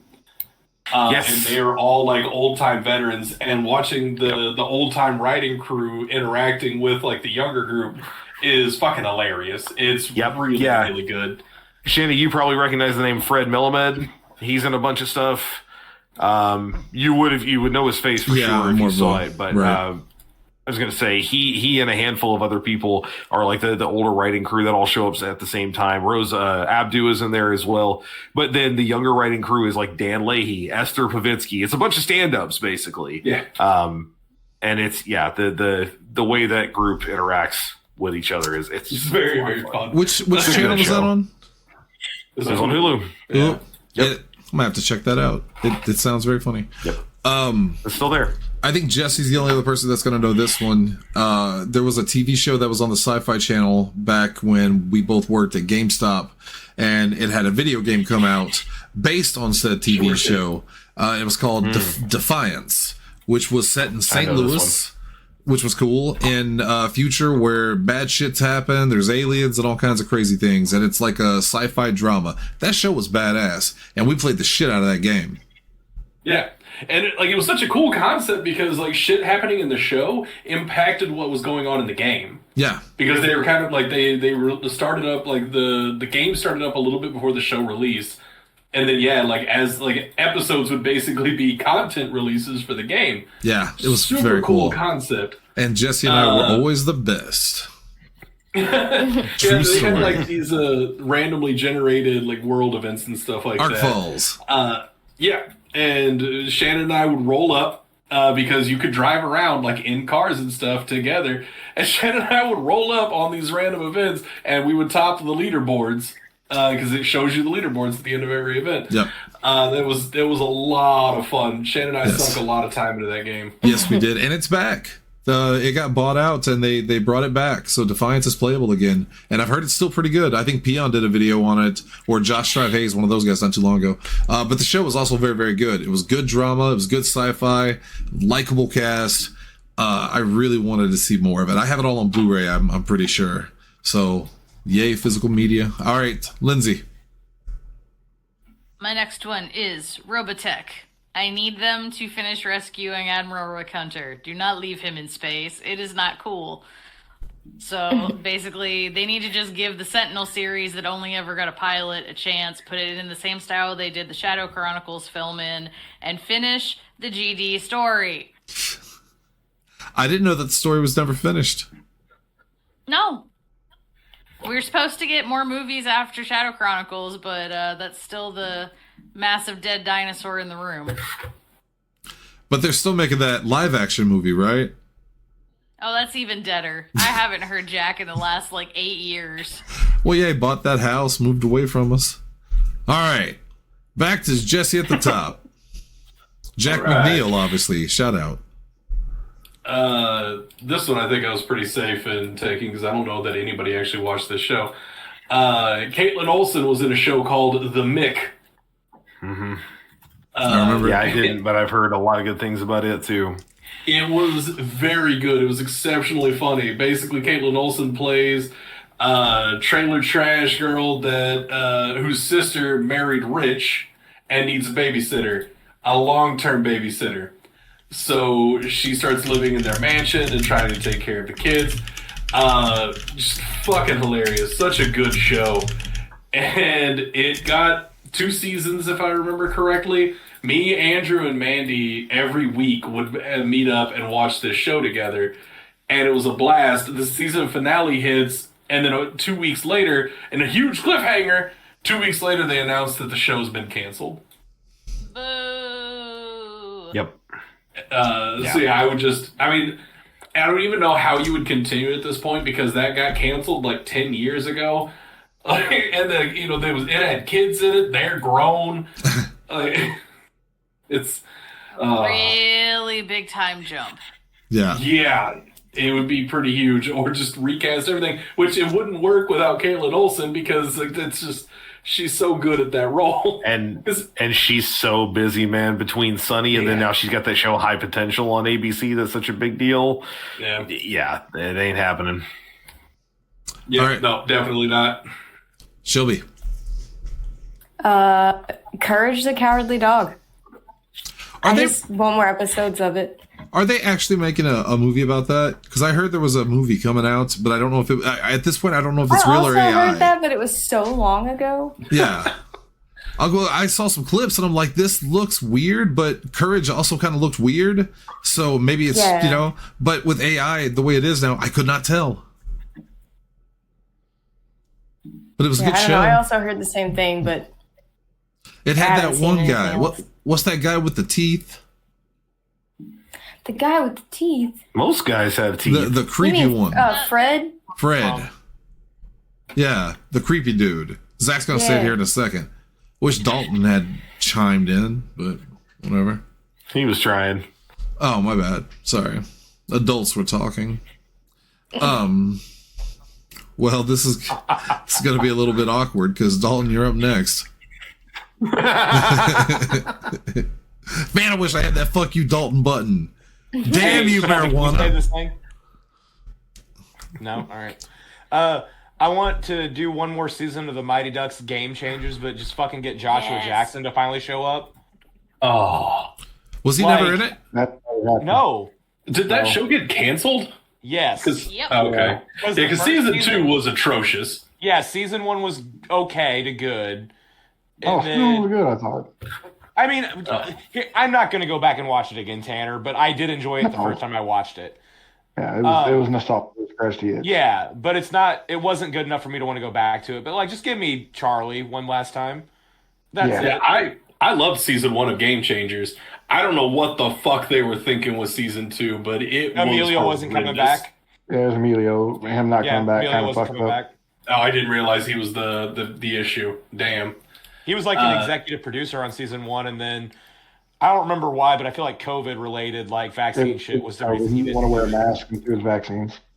Knew it. Oh, yeah, that was the Yep. All right. Boy, that's extra disappointing to find out tonight. Yeah, no kidding. Good thing we still have Afroman. Hey, yeah, he almost give it made up. it to the end of my knowledge of Emilio Estevez before he disappointed me. It was a quarter of an inch. He was almost there. Now, that may have changed since then, but at the time, he didn't want to be forced to do it. Yeah. Leeds. Up next, go. You. Me? Okay. There was a British show back in the day called Misfits. It was a supernatural show where all these teenagers who were in like a teen challenge type deal that they've been criminals and they end up getting these superpowers, and it was really, really fucking cool. I don't know how to pronounce the guy's name, but he's the one that was on he was in Game of Thrones. The handsome one. You got to be more specific. Yeah. You got to be more specific too. I'm trying to find his Game of Thrones character's name. It starts with the. No, I think so it's got to be Kit Harington, or it's got to be Peter Dinklage, because that's Jon Snow. Ewan Rion. What character did he play? Yeah, hang on. He in Misfits he played a character called Simon. I'm trying to find his Game of Thrones character. Oh my gosh. Simon Bellamy. Oh, he's what is this motherfucker's name? Nikolai or No. The Game of Thrones character. I can't think of his fucking name. Ramsay Bolton. Yeah, Ramsay Bolton's a dick. Yes. Yeah. Ramsay Bolton gets eaten by dogs, and it's very satisfying. It is very Yeah, sad. he's in it. And one of a British actor I really enjoyed back in the day, Robert Sheehan. He was in the Witch Hunter movie with Nick Cage and Ron Perlman. I like that movie. That's a real good movie. But yeah, they kind of I like it. It went on for a while, and I think it ended when it needed to. But I think a reboot with the same story premise would be really good. Just go in a different direction after a certain point. But it was really a fun show to watch. We've been talking about going back and watching it again.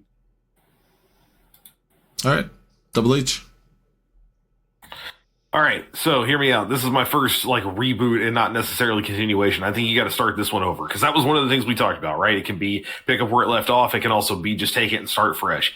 Family Matters, and Urkel never fucking shows up. Urkel's not a thing. We're not doing Urkel. We're not dealing with Steve Urkel. That shit's been done. That was the Urkel show by the time it was over. We're going to do the basic premise of what Family Matters was supposed to be and just have a really nice black family sitcom. That's it. That's it. It's that simple. Reginald VelJohnson is still there, only he's going to be a grandpa character instead of a dad. We're not necessarily going to continue the original characters. He's just too old to play the regular dad at this point on a TV series. And he'll be like a nice little tie to it. But other than that, it's just a nice family sitcom about a black family in Chicago. That's it. Now, Steve Urkel doesn't exist. If the ratings go down, do they bring Urkel back? Hell no. Then cancel it. Just be done. It's fine. No. Because again, Steve Urkel was fine for what he was in the moment for a little bit, and then he completely ruined that show. I hated him from day one. I mean, again, I there was a moment there where it was funny, but it just became this sensation way too quickly, and the whole show became the Urkel show. It was only about him. It was Slimer. It was Slimer, but in human and the real form. Ghostbusters. Yep. Yeah. Yep. It drove me crazy. I was much more interested in the dad and Eddie. That was the people I wanted to see. Yes, and that's the show. I mean, basically, that's what I want. I want just a straight up and down, funny, well written Black family sitcom in 2026. That's it. In this economy, my next pick, it's kind of a no brainer for me. It's Tales from the Crypt. I think television needs more anthology for horror, and that was the best. I have the entire box set. I watch it all the time. John Cassier is still alive, and he still works, so you could bring him back as the Crypt Keeper. Just give me more stories. They had a real interesting way of letting up-and-coming actors and directors kind of step into the directing role. Tom Hanks directed an episode. Arnold Schwarzenegger directed an episode. It's Hunter Robert Zemeckis and it's the people that did The Frighteners, and they're just fantastic working together. But yeah, Tales from the Crypt, it's just, they almost did bring it back, but it was M. Night Shyamalan. They were bringing it back. Like, it was a done deal. They made promos for it, but then something got pulled with the licenses and it got canceled. So yeah. But Tales from the Crypt, it needs to happen. We had Creep Show, but they canceled that too. So we need something. Yeah, I agree with that. I never got to watch the original, and from what I've seen from you having me watch a lot of the movies, I'd like a show like that, like a go-to. Because the closest thing you got right now is like a Black Mirror, where again, it's always, what if technology was bad? Yeah, but and that's cool, but I also like zombies and demons. Exactly. And, you know, well, that's what I'm saying. Like, Black Mirror has got some really, really great episodes, but when you're so pigeonholed into it's always got to be something technological, and nowadays, like, almost every episode is basically essentially the same premise. What if this omnipotent, person puts you into a horrible situation? Like, okay, got it. That's one Twilight Zone episode you've turned into 4 seasons of television. Like, man, they had Jordan Peele direct Twilight Zone. And they still canceled it. Like, how do you screw that up? Ugh. Anyway. Buried it. Lindsay. Okay, you guys are either gonna love this one or groan really, really hard. Oh, can I take bets? Because you're probably gonna groan, but Captain N, the Game Master, needs to be fully rebooted with video game accurate characters now. No, I'd watch that. I'd absolutely watch that. They tried to do... I think there's a version of that could work, yeah. Yeah. Kid gets trapped in video game world and Simon Belmont isn't a fucking dick pilot. Could work pretty well. Lot of gaming lore out there, and it could be one of those things that maybe even bridges into other companies and you get cameos, bring the gaming community together for once. I mean, at this point, it's just Smash Brothers, the show, right? Yes. That's what's going to happen. With Captain N. What was his name? Captain N. Well, yeah. Oh. All right, back to the time. Jesse. Actually, I don't remember shit about that show. All I know that he had the light gun. And Facebook pulled one of my pictures I had taken at the store of me holding a light gun to my head. And fuck them.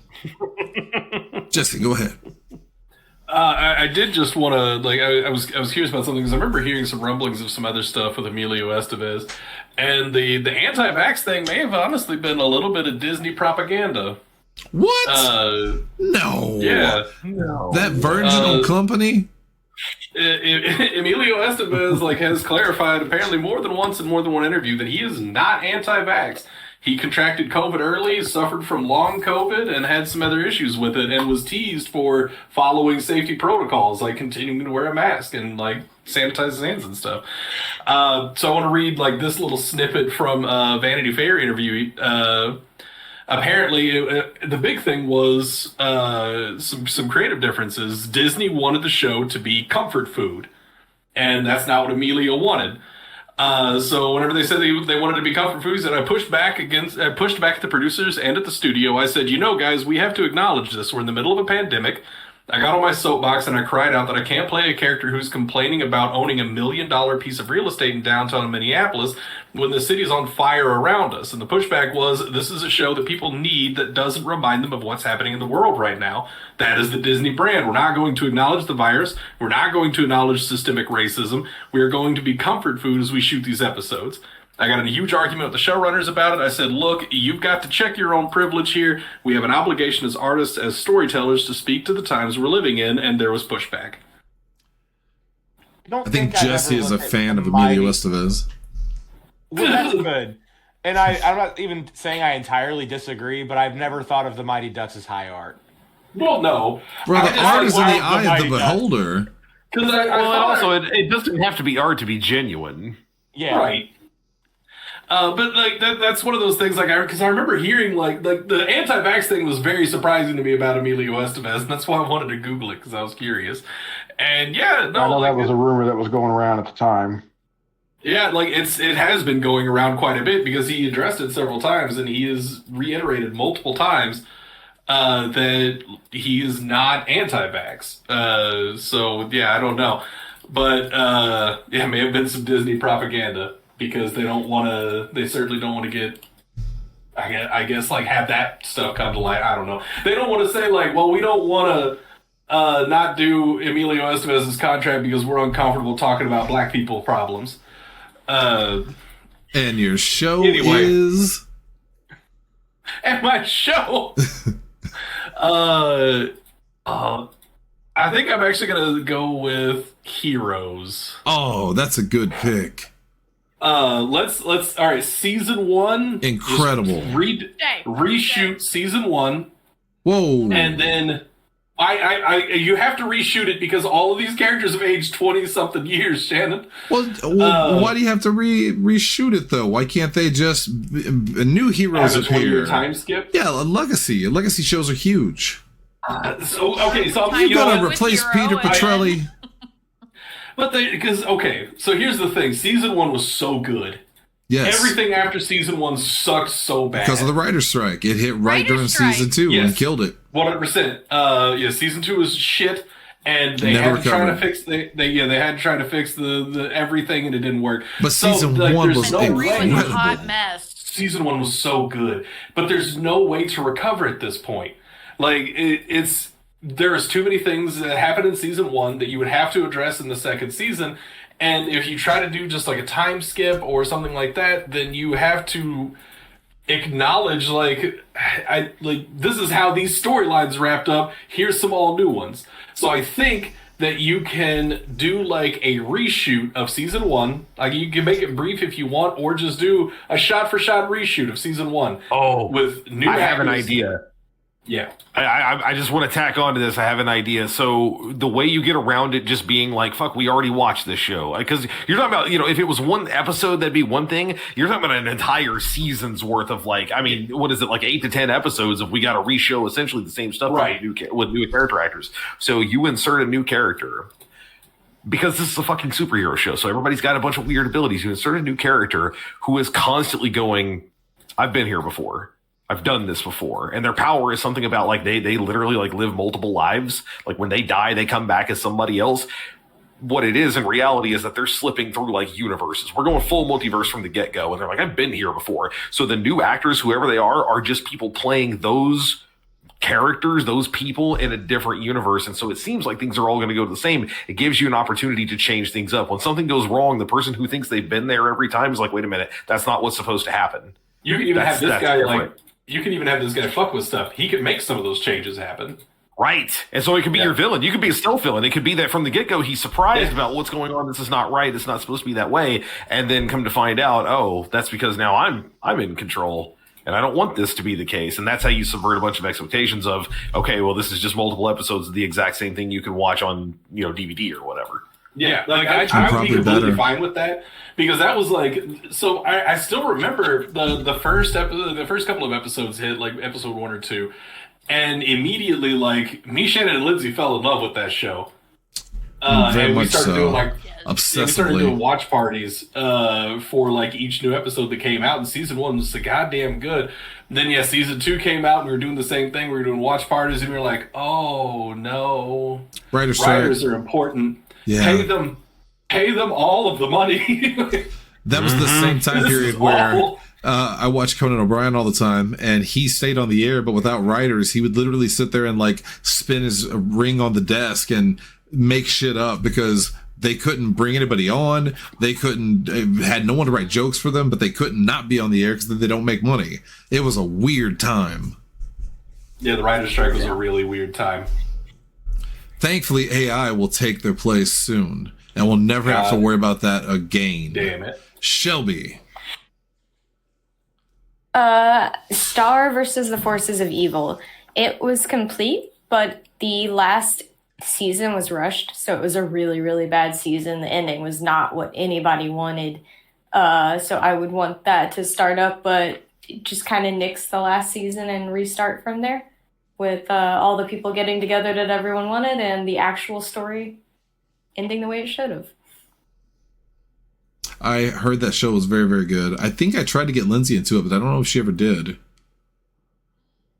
Lindsay was first made aware of it because half of my friends from college are like, hey, look, it's a more hyper version of your character Staria.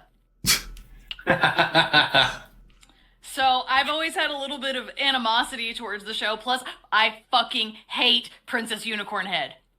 Yeah, she's Princess Ponyhead. Yeah, she's pretty awful. Hey, when you hate like anime, should it be called animacity? No. Gonna kick him off. Brother, I wish I could right now, but we'll settle up after. Let's go to Dalton, the big Shannon, it was dude. just a stage he was going through. Fucking prick. So I'm gonna keep going through. Batman Beyond. Just do Kyle Higgins' New 52 run. Just make that a TV show. Is that a reboot or is it a continuation? Continuation. It's a continuation. Well, for The those that comic come back book to was boys, supposed to be a Terry continuation. McGinnis. Yeah. 100%. Yeah. Anytime we can give him work. Who do you replace Kevin Conroy He with? still sounds just like him too. So Yeah. Shannon, the answer is Troy Baker or Nolan North, like it is for every fucking thing. Yeah. And it would be, I mean, because even then, you don't even really need to have Bruce Wayne around much anymore at this point anyway. You You know Mark what? It Hamill could do be it. if you needed. Well, I was going to say, if you need a Bruce around and you really wanted to get it to be like Kevin Conroy, then rather than the guys that I mentioned, because they might work, you get like a Ross Marquand. You get somebody who's a good impersonator who could just do Kevin Conroy. That's your best bet, really. But if I remember, because I didn't read much of that run, if I'm being honest, but Batman wasn't a big part of it. No, that's why I'm saying he doesn't need to be there. Like you can give us Justice League 3000 because it's really I love that late 90s, early 2000s DC animation was still kind of like kicking pretty hard. Like it wasn't as much as it was in like the early to mid 90s, but like I love the Batman Beyond cartoon. Like that was my animated Batman. Yeah, same. I was, Not I same. was too. Well, I mean, I'm younger than everybody, so that's kind of just where that fell for me. Because Batman Beyond was fucking I love incredible. the sci-fi aspects about it. It's just, Batman the Animated Series was Batman the Animated Series. And I was two. Damn, he's got that doesn't really count for me. Did you ever watch that movie they put out that continued the animated series? Well, are you Which talking about The one Batman that was Beyond? No, the original Batman. Joker. No, the original Batman. It Mask was of the Phantasm. Oh, hold on now. Hold on, Are you talking y'all. about like the Bruce Tim Yes, created the Bruce Tim. It's done in the animated series style, so it's like either a successor or a Batman spiritual Harley successor. Quinn, right? Yeah, I think so. Oh, Dalton hates that movie with a fiery passion. So I bought the movie on Blu-ray, and we had a watch party at my house when it came in. Ace and Dalton came over, and I remember inviting other people, but Ace and Dalton came Not over. me. I press X to doubt. Yeah. Nope. So anyway, we're watching this movie, and Nightwing is in the movie, and it's. I'm excited. Nightwing was very excited. Yeah, because Harley Quinn may and or may not have assaulted him in a certain kind of way, but he was cool with it, kind of, so it's fine. Well, he's a guy. He's supposed to want He it. definitely didn't mind. Also, there's a whole bit about Harley Quinn having bad gas in the Batmobile. A precursor. And they had to pull over. It was not very good. No, they kept driving. I'm still trying to get back to Dalton being like, well, she assaulted him, but he wanted it, so. I was the opposite of, I was like, no, Hunter's right. That's what they did? Hunter's right. Like, that's how they okayed it? Yeah. All right. So what happened was Harley Quinn had Dick Grayson handcuffed to the bed while she was getting changed, and he had a physical reaction to seeing that happening, and something came up, and Harley Quinn and Nightwing had some fun in the bedroom. Yeah, was it fun for him? Greatly. I believe it was fun for all parties except Dalton. Facts. Smells like discipline. Ew. I mean, I thought it was dumb. I thought it was dumb in the movie, but like it didn't bother me quite as much as it bothered Dalton. The movie was dumb though. We're gonna do a whole TV series after this. Dumb. Good Lord. All right, yeah, Big T, please. Harley Quinn and Poison Ivy. That's different. That's not a continuation. Way better. Are you talking? Oh no, wait. I may be thinking of something different. I don't know about Harley Quinn and Poison Ivy. The Harley Quinn TV show is great, though. That's what I thought he was talking about. Go ahead. Sorry, Tanner. Sorry. Gentlemen, the representative from Illinois has the floor. I'm going to reboot Power Rangers. Like, it's, Again? We stopped arguing for this. So look. It's not technically been rebooted. It's been like it gives up, and all of a sudden somebody picks it back up, and it bounces between Fox and Disney and fucking and same thing now. They reboot it every time. No, it's the same storyline. It's the same universe. We're legit probably getting a reboot, right? It is, well, kind of. That's a whole story we'll talk about soon on E&E. Or not E&E, but how on much attitude do the teenagers have? These days? All the most attitude. Not now. They're just apathetic and over-emotional. Sister, you ain't got to tell me. Do not cite the deep magic to me, which I was there when it was written. But with Super Sentai ending like it is in Japan, our best bet is to go back and I'm the red start one. over. Like, you wish. I'm the red Jew Ranger. We discussed that. All right, Double H, you're up. He's the red Jew Ranger. That's what they're called, Dalton. Unfortunately, learn a book. Learn a book, Seth. I'm going to go with an easy one for me, and no one else will likely care because I don't think anyone else has watched this show. English Teacher was just canceled at FX, and rightly so, because Brian Jordan Alvarez, the guy who created it and stars in it, is apparently a real piece of shit. Here's the problem. The show is very funny, not only without him, but sometimes in spite of him. As a character, the character that he plays, despite the fact that the show is named after him, he's the only English teacher. The other teachers, one of them's history and one of them's PE, the main ones that they follow anyway. It's real easy, man.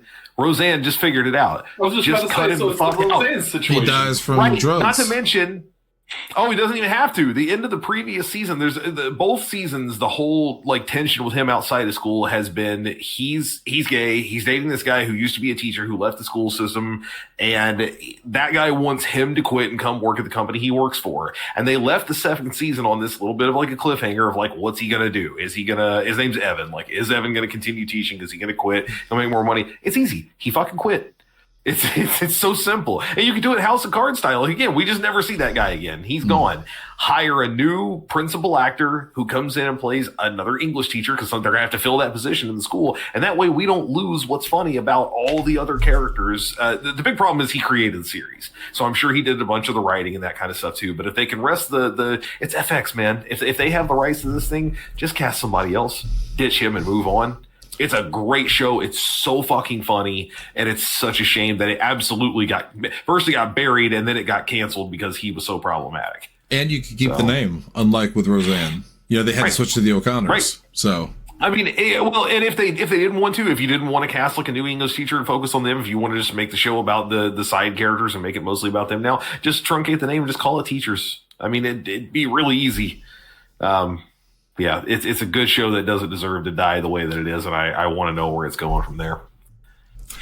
Any of you ever watched a show called Brimstone? I've heard of it. No, but I am aware of it. Yeah, I've heard of it. It was a show on Fox in the early 90s that had, what is his name? I always want to say Donald Glover, but it's not Donald Glover. He's in a bunch of stuff. John Glover. He was in Batman and Robin, of all things, as Dr. Woodrow. He's fantastic in it. The basic premise is there's a cop who his wife is raped, and he finds the guy who did it and kills him. And then he dies in a shootout later and goes to hell for what he did. And the devil makes him a deal. He'll send him back to Earth and give him another chance at life in exchange for him tracking down, I think it was 113 souls that have escaped from hell. Oh, it's Spawn.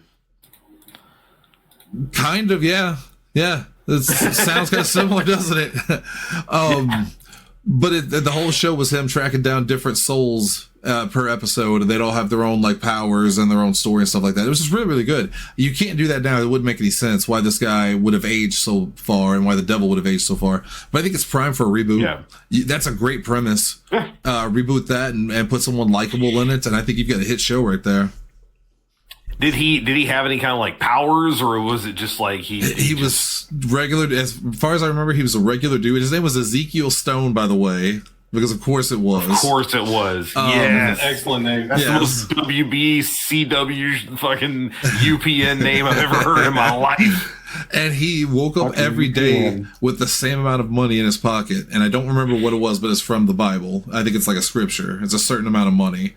Every day he woke up with the same amount, and the devil would constantly appear to like taunt him, to basically say, I remember one of the lines from it was literally, you don't have to worry about them. What you have to worry about is you missing out on a chance for life. There's a great part where he yells, they think they're smarter than me. Nobody's smarter than the devil. He was so good in that fucking role. But I think get the right actors in there. I think it would be fantastic. It was a great show. Especially with all the success of Supernatural, like after that point, like there's definitely an audience for it. There was a show that just recently had like a devil character. What the hell was that called? It was kind of a big deal there for a while. Lucifer? Oh my god!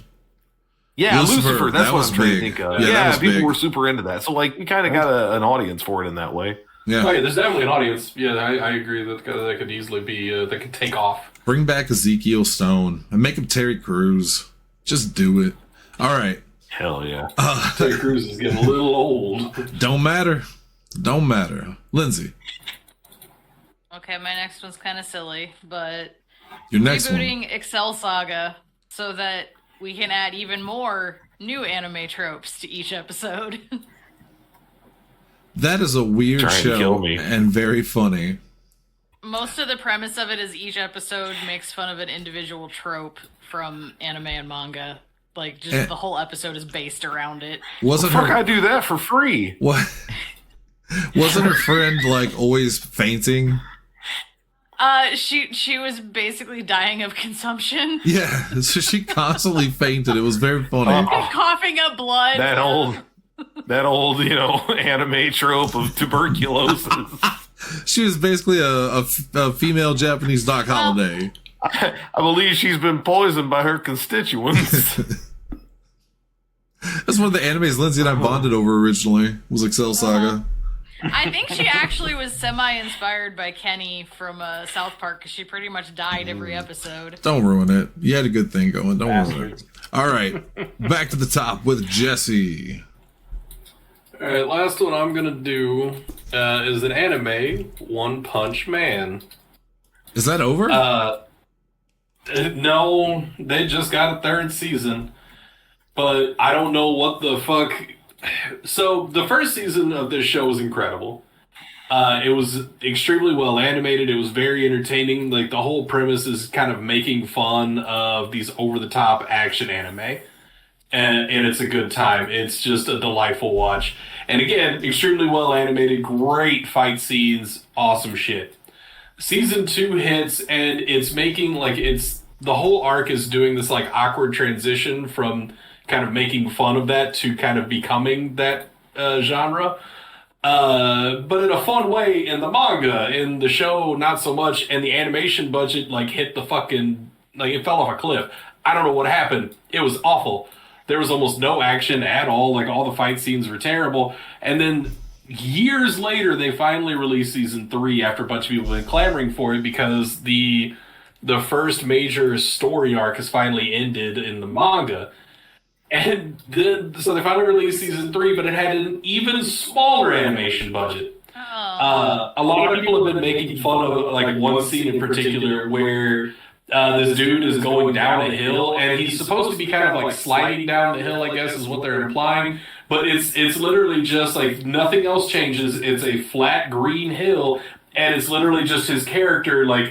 It's like they had a piece of paper and they just drug it down the fucking hill. The animation is so horrible. It's so bad. And I would love to see Zach's saying they hired a different company. I believe they've had different companies for all 3 seasons. Should have called them One Season Man. Yeah, so they need to get the first animators back for fucking the rest of it and just start over. The ones that didn't ritualistically kill themselves after releasing that. They went on to do other shit. The first season was so fucking good, and then everything else is trash. It's such a bummer. I've seen GIFs from it. It's really bad. It looks so cheap. Yeah. All right, Shelby. Sorry. No, you're good. That's it. Okay. It was going to be me repeating myself again. Shelby can go. Okay. My last one's going to be Wonder Egg Priority for kind of the same reason Starverse. The last bit was rushed. It wasn't a very good conclusion. That show was pretty wild and cool. So I would just like to see more of it. Never saw that one. It is a magical girl anime. Hey, same thing with Hunter and the Witch and the Fire. I was watching Sailor Moon for a long time. Does that make my case better or worse? Wonder Egg Priority. Yep. That's a name. Yeah. All right, Dalton. This one's kind of a deep cut because I didn't have an answer for number 5, but this is a full reboot, and it's going to be an adult show instead of a kid show. This is called The Jersey. It's an old, late 90s, early 2000s Disney Channel where these kids kids had a jersey and they would become these athletes for an episode. Holy fuck. Yeah, but now I want to do a fucked up version of that. Episode 1, they become OJ in the chase. Episode 2, I unhinged. Because I didn't have an answer for number 5, guys. And then the jersey popped in my head randomly, and I was like, all right, so we can make this but fucked up. This isn't a full show. This is a Whitest Kids You Know sketch. Yeah. That's what's happening. Yeah, 100%. Yep. First time they put it on, it's OJ. The second time they put it on, it's Michael Vick. And then once Kobe in the courtroom, would OJ none of them actually be athletes. No. Nancy Kicker right before the fucking thing hits her in the But they have to wear the jersey, right? Because who's going to be wearing an OJ Simpson jersey in 2026? But they weren't wearing. No, it's a an old magical jersey, but it's then it becomes OJ thing, but they still need to be kids. That part's important. Is it more fucked up? Somebody clip it. Dalton saying they still need to be kids. That part's important. Please, God. Oh my God. No. 2 hours, 25 minutes. Hunter, message me now. Right now. Oh my god. Do not waste time. Do not seek the treasure. Dalton has fucked me up bringing this show up. I watched that show religiously and completely forgot about it. And now I totally ruined it for you. So there you go. Yeah, that's I don't know. I'm genuinely laughing at the idea of it because it's pretty fucking funny. I had nothing for choice 5, and that popped in my head, and I was like, well, I need a stupid answer. That's have to be on HBO. That's a wild show. All right. That was on about the same time as like So Weird and yeah, all that good stuff. All the good Disney shows. That's plumb wild. I'm happy that some of you guys remembered it. It's like, oh, that's a really good choice, and I fuck it up. That's I'm aware of it. Yeah, I never watched it, but I know what you're talking about. Lindsay looked happy. I'm assuming Tanner looked happy. I hated the show, but I knew what you were talking about. Yeah. So Weird was Disney's like sad attempt at Erie, Indiana, but it was a good shot. They tried. It was good. It was a good show. I went back and rewatched it here recently. I was like, no, this actually holds up. I enjoy it. I was too old for it. I'm just aware of it. Yeah. All right, Tanner. As Hunter talked about earlier, when he talked about Pod Meets World, myself, himself, and Jesse are very big Boy Meets World fans, and for me, it carried over into Girl Meets World, which was prematurely canceled. Which was also good. Which was also very good, and I would very much like to see that show probably rebooted now, like just go back and redo it again. I don't know that I would like to see actually stick with it.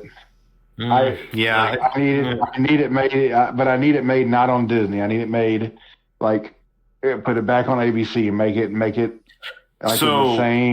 for the same audience that Boy Meets World was made for. So what your real answer is you need a continuation of Boy Meets World, because that's not really what we got anyway. You need to reboot Girl Meets World and start from scratch. I would actually be fine with seeing them come back for Girl Meets World, like going to college. But the problem is one of them is one of the biggest fucking music stars in the world right now. I was about to say, she's that was little Sabrina Carpenter's breakout thing, and she probably and the other one is the Muppets. Nuts.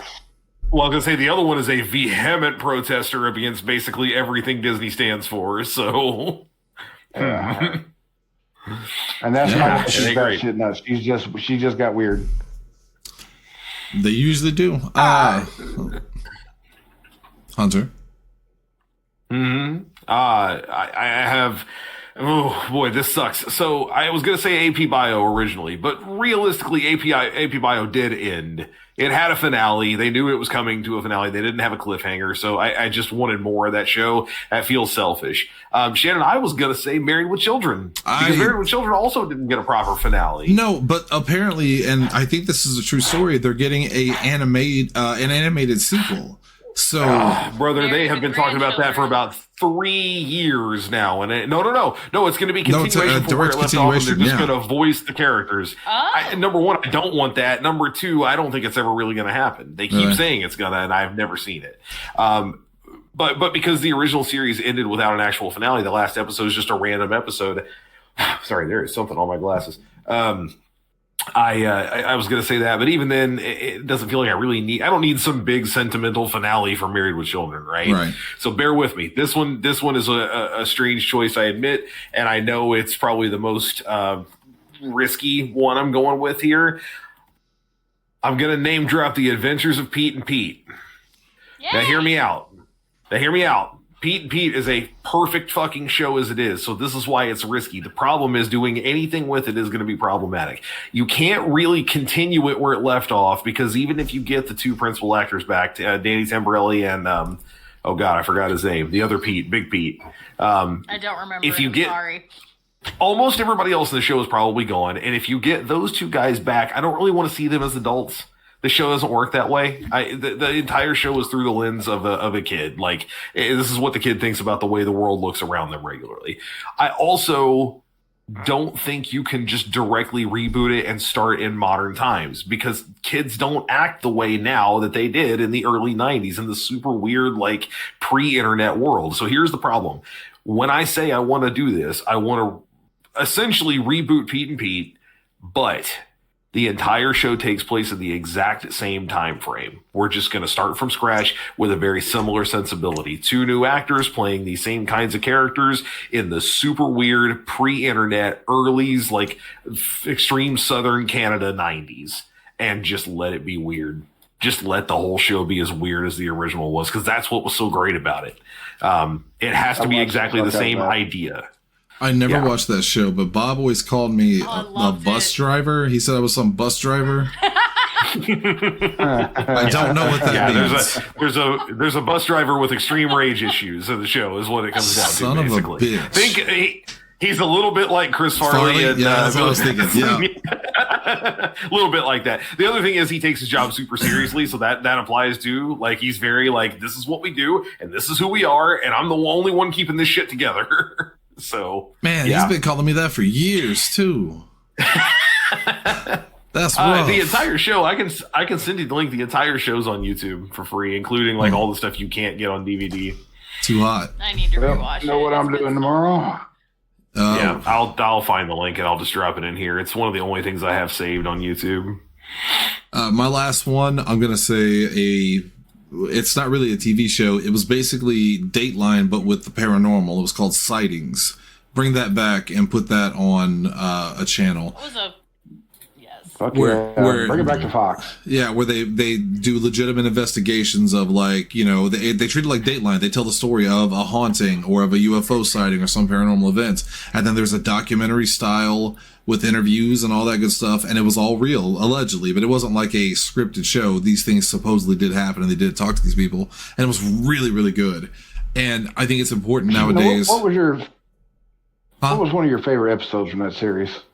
The one where they did the guy that I don't remember his name, but he went on the and I'm also high on the Queen Anne or Queen Mary. Yep. Queen Mary. Queen Mary. Okay, yeah. Queen Mary. Because that was one of the best of like physical evidence of ghosts ever caught. It was incredible. There's 2 episodes in that show that are actual local for us. Or 2, let me say, there's 2 segments on that show that are local for us. Is one in Kennett? Or not Kennett? No, one's in Cape. Oh. It's obviously the 1941 UFO crash. Yeah. And then there's an episode of it where a gentleman who I personally know was attacked by a creature in Alexander County, right across the bridge, back in the 70s. You sure it just wasn't like Jeff's granddad, or? I'm positive this guy was a Busby. Oh, I haven't heard that name in a while.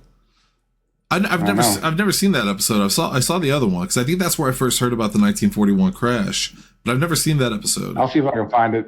I'll see if I can find it and send it to you. Right. My father-in-law showed it to me years ago. All right, but that's my pick. I want to see it. Lindsay, last pick. What do you got? My last one is purely because I want the show to get more attention again. I just want a reboot of Outlaw Star, just to update the art style a little bit, make the animation cleaner. Same story, just update it a little. They did. Wasn't it called Firefly? Well, it's an updated style. Speaking of... And they canceled that shit, too. It's back. Well, Outlaw Star has an ending. It's just only 1 season. Yeah, they just announced Firefly and animation. I don't know if is it a movie or TV show, Tanner? Yep. TV series. TV series. I'll believe it when I see it. They made an ad and everything. Yeah, there was a big thing. Brother, it doesn't matter who says it. Until it's in front of us, it ain't real. That's true for all of these things. There's a whole bunch of these projects. I don't know if you finished watching the panel, but the end of it, they were specifically saying, we have a thing posted. We need you to go sign it so we can take it to places to be like, look, there's there's a fan base for this take. Oh, okay, then Hunter was right. It's nothing. Really? Yeah, okay, never mind, Hunter. You're right. They're basically going door to door and begging for money so they can make the film, so it's not happening. So yeah, they're hoping it's going to happen. That sucks. Well, that's it. We almost made 2 hours. Almost. Not quite. I want to apologize to Jesse personally. I almost said The Adventures of Briscoe County Jr., but with everything happening with Bruce Campbell right now, and you don't replace Bruce Campbell. You just don't. So that's a no on that. There's some suggestions in the chat for the record. I was going to say, I don't know if Dweezy was making a suggestion with the Ted or the Goldbergs. He said we're already getting 80 of them. All on ABC. He said we're already getting 80 sitcoms like Ted or the Goldbergs. I think he's saying they're set around that time period. Yeah. They had to cancel Ted because they said every episode of Ted was costing what it basically costs to make an Avengers movie. Just to animate Ted and all of that. That's what Seth MacFarlane said. Yeah. Wow. They said they may pick up that story as a fully animated series, but Seth MacFarlane said that they are doing a continuation of the films with an animated series. Cool. CGI Bear was very smooth and clean. Seth Meyers, I think, talking about it. Yeah. I never watched the movie. The series was fucking gold. I just found out the series existed a few weeks ago, and I saw a commercial for it, and I still haven't watched any of it, though. It's so fucking good. Yeah, and then, it's Seth MacFarlane, so he probably did make sure that they put, a lot of care and attention into the CG, and it wasn't just, some of the really bad stuff we've seen from... Dweezy said right there, CGI Bear was very smooth and clean. No, that's what I'm saying. Genuinely, I think Seth MacFarlane would have made sure that it was good. Because he puts a lot of care, effort, and attention into his projects, even if it's Family Guy. Which Stewie's getting a spinoff now. Really? Mm-hmm. Yeah. Yep. That's 15 years too late. Mm-hmm. Jesse, I'm surprised you didn't pick the Orville. It's not actually canceled. Right, but it's still just out there. Yeah, and I would love to see another season of it. And in that same interview, when Seth was talking about it, he said, well, we have it written. Just waiting. So, I don't know what he's waiting for. He didn't say. I want to read Michaela's here. She says she can only name 4. She doesn't like many TV shows, but it would be Gotham, which I never watched it. I kind of wanted to. It was very good. I heard it got good. I heard it wasn't good at the start, but it got better. And by the end, they fully went Batman. True Blood, which I've never seen, but I've heard is very good. Billy and Mandy, which I've never watched, but I've heard is really good. And then Austin and Ally, which I've never watched, but I've never heard of it. So it's a Disney show. They all I've are. heard the names. Well, you're not wrong. They basically own it all at this point. No monopolies as long as you... Well, I guess Disney getting defied. The X-Files would be a Disney show. Yes, it would, because it was on Hulu. Yeah. Mm-hmm. Well, it was on Fox. Which means it could be Kingdom Hearts. Oh, my God. This is Law & Order all over again. Going to... But Law & Order was an X-Files. Maybe that cat, he can't focus. Oh no! I'm thinking about John Munch again. What is happening with that cat? Baby in it. Well, let's go baby that cat then. We're going to call it there. Thank you guys for tuning in. We will be back this weekend with streaming. It's wrestling. And then we do all this next week. But Hunter, we had a couple of really good episodes this week. We didn't quite agree on Shin Godzilla. I forgive you for that. But we did have a very good plays. Final Wars. Shin Godzilla's next week. Yeah, I haven't watched Shin yet. I haven't watched Shin Godzilla yet. That's next week. Watch for the people out the tail. I was going to say, go back and listen to... all the time. I am him. Godzilla or Shannon? Yes. Yes. Both. Go back. Yeah. E&E this week was Final War. We had Zach and Billy on for that. We discussed that at length on Tuesday. Last night was Extras and Epilogues. It was the actual finale of Deadlands the Horror at Headstone Hill. So the official full campaign is wrapped up. You can listen to the whole thing at Podzilla1985.com now. New stuff coming there soon. We'll talk about it. And then, streaming all weekend. We got your repo on deck tomorrow night. We got the final Football Overdrive before Zillamania. Assuming That's happening on Saturday, the go-home show. Fuck up. Yeah, Dalton, I downloaded Bowman tonight because I forgot you told me that. If there's anybody else you want to do, you just let me know because we're good to go. Okay. And that's all the good things that are happening. So until next time, for all of us here, thank you guys for tuning in. As part of the legal agreement I had with Shelby earlier, I cannot legally ask her to take us out. So I will defer to her lawyer, Mr. Kimball. Take us out. Bye, everybody. Hey, Jill.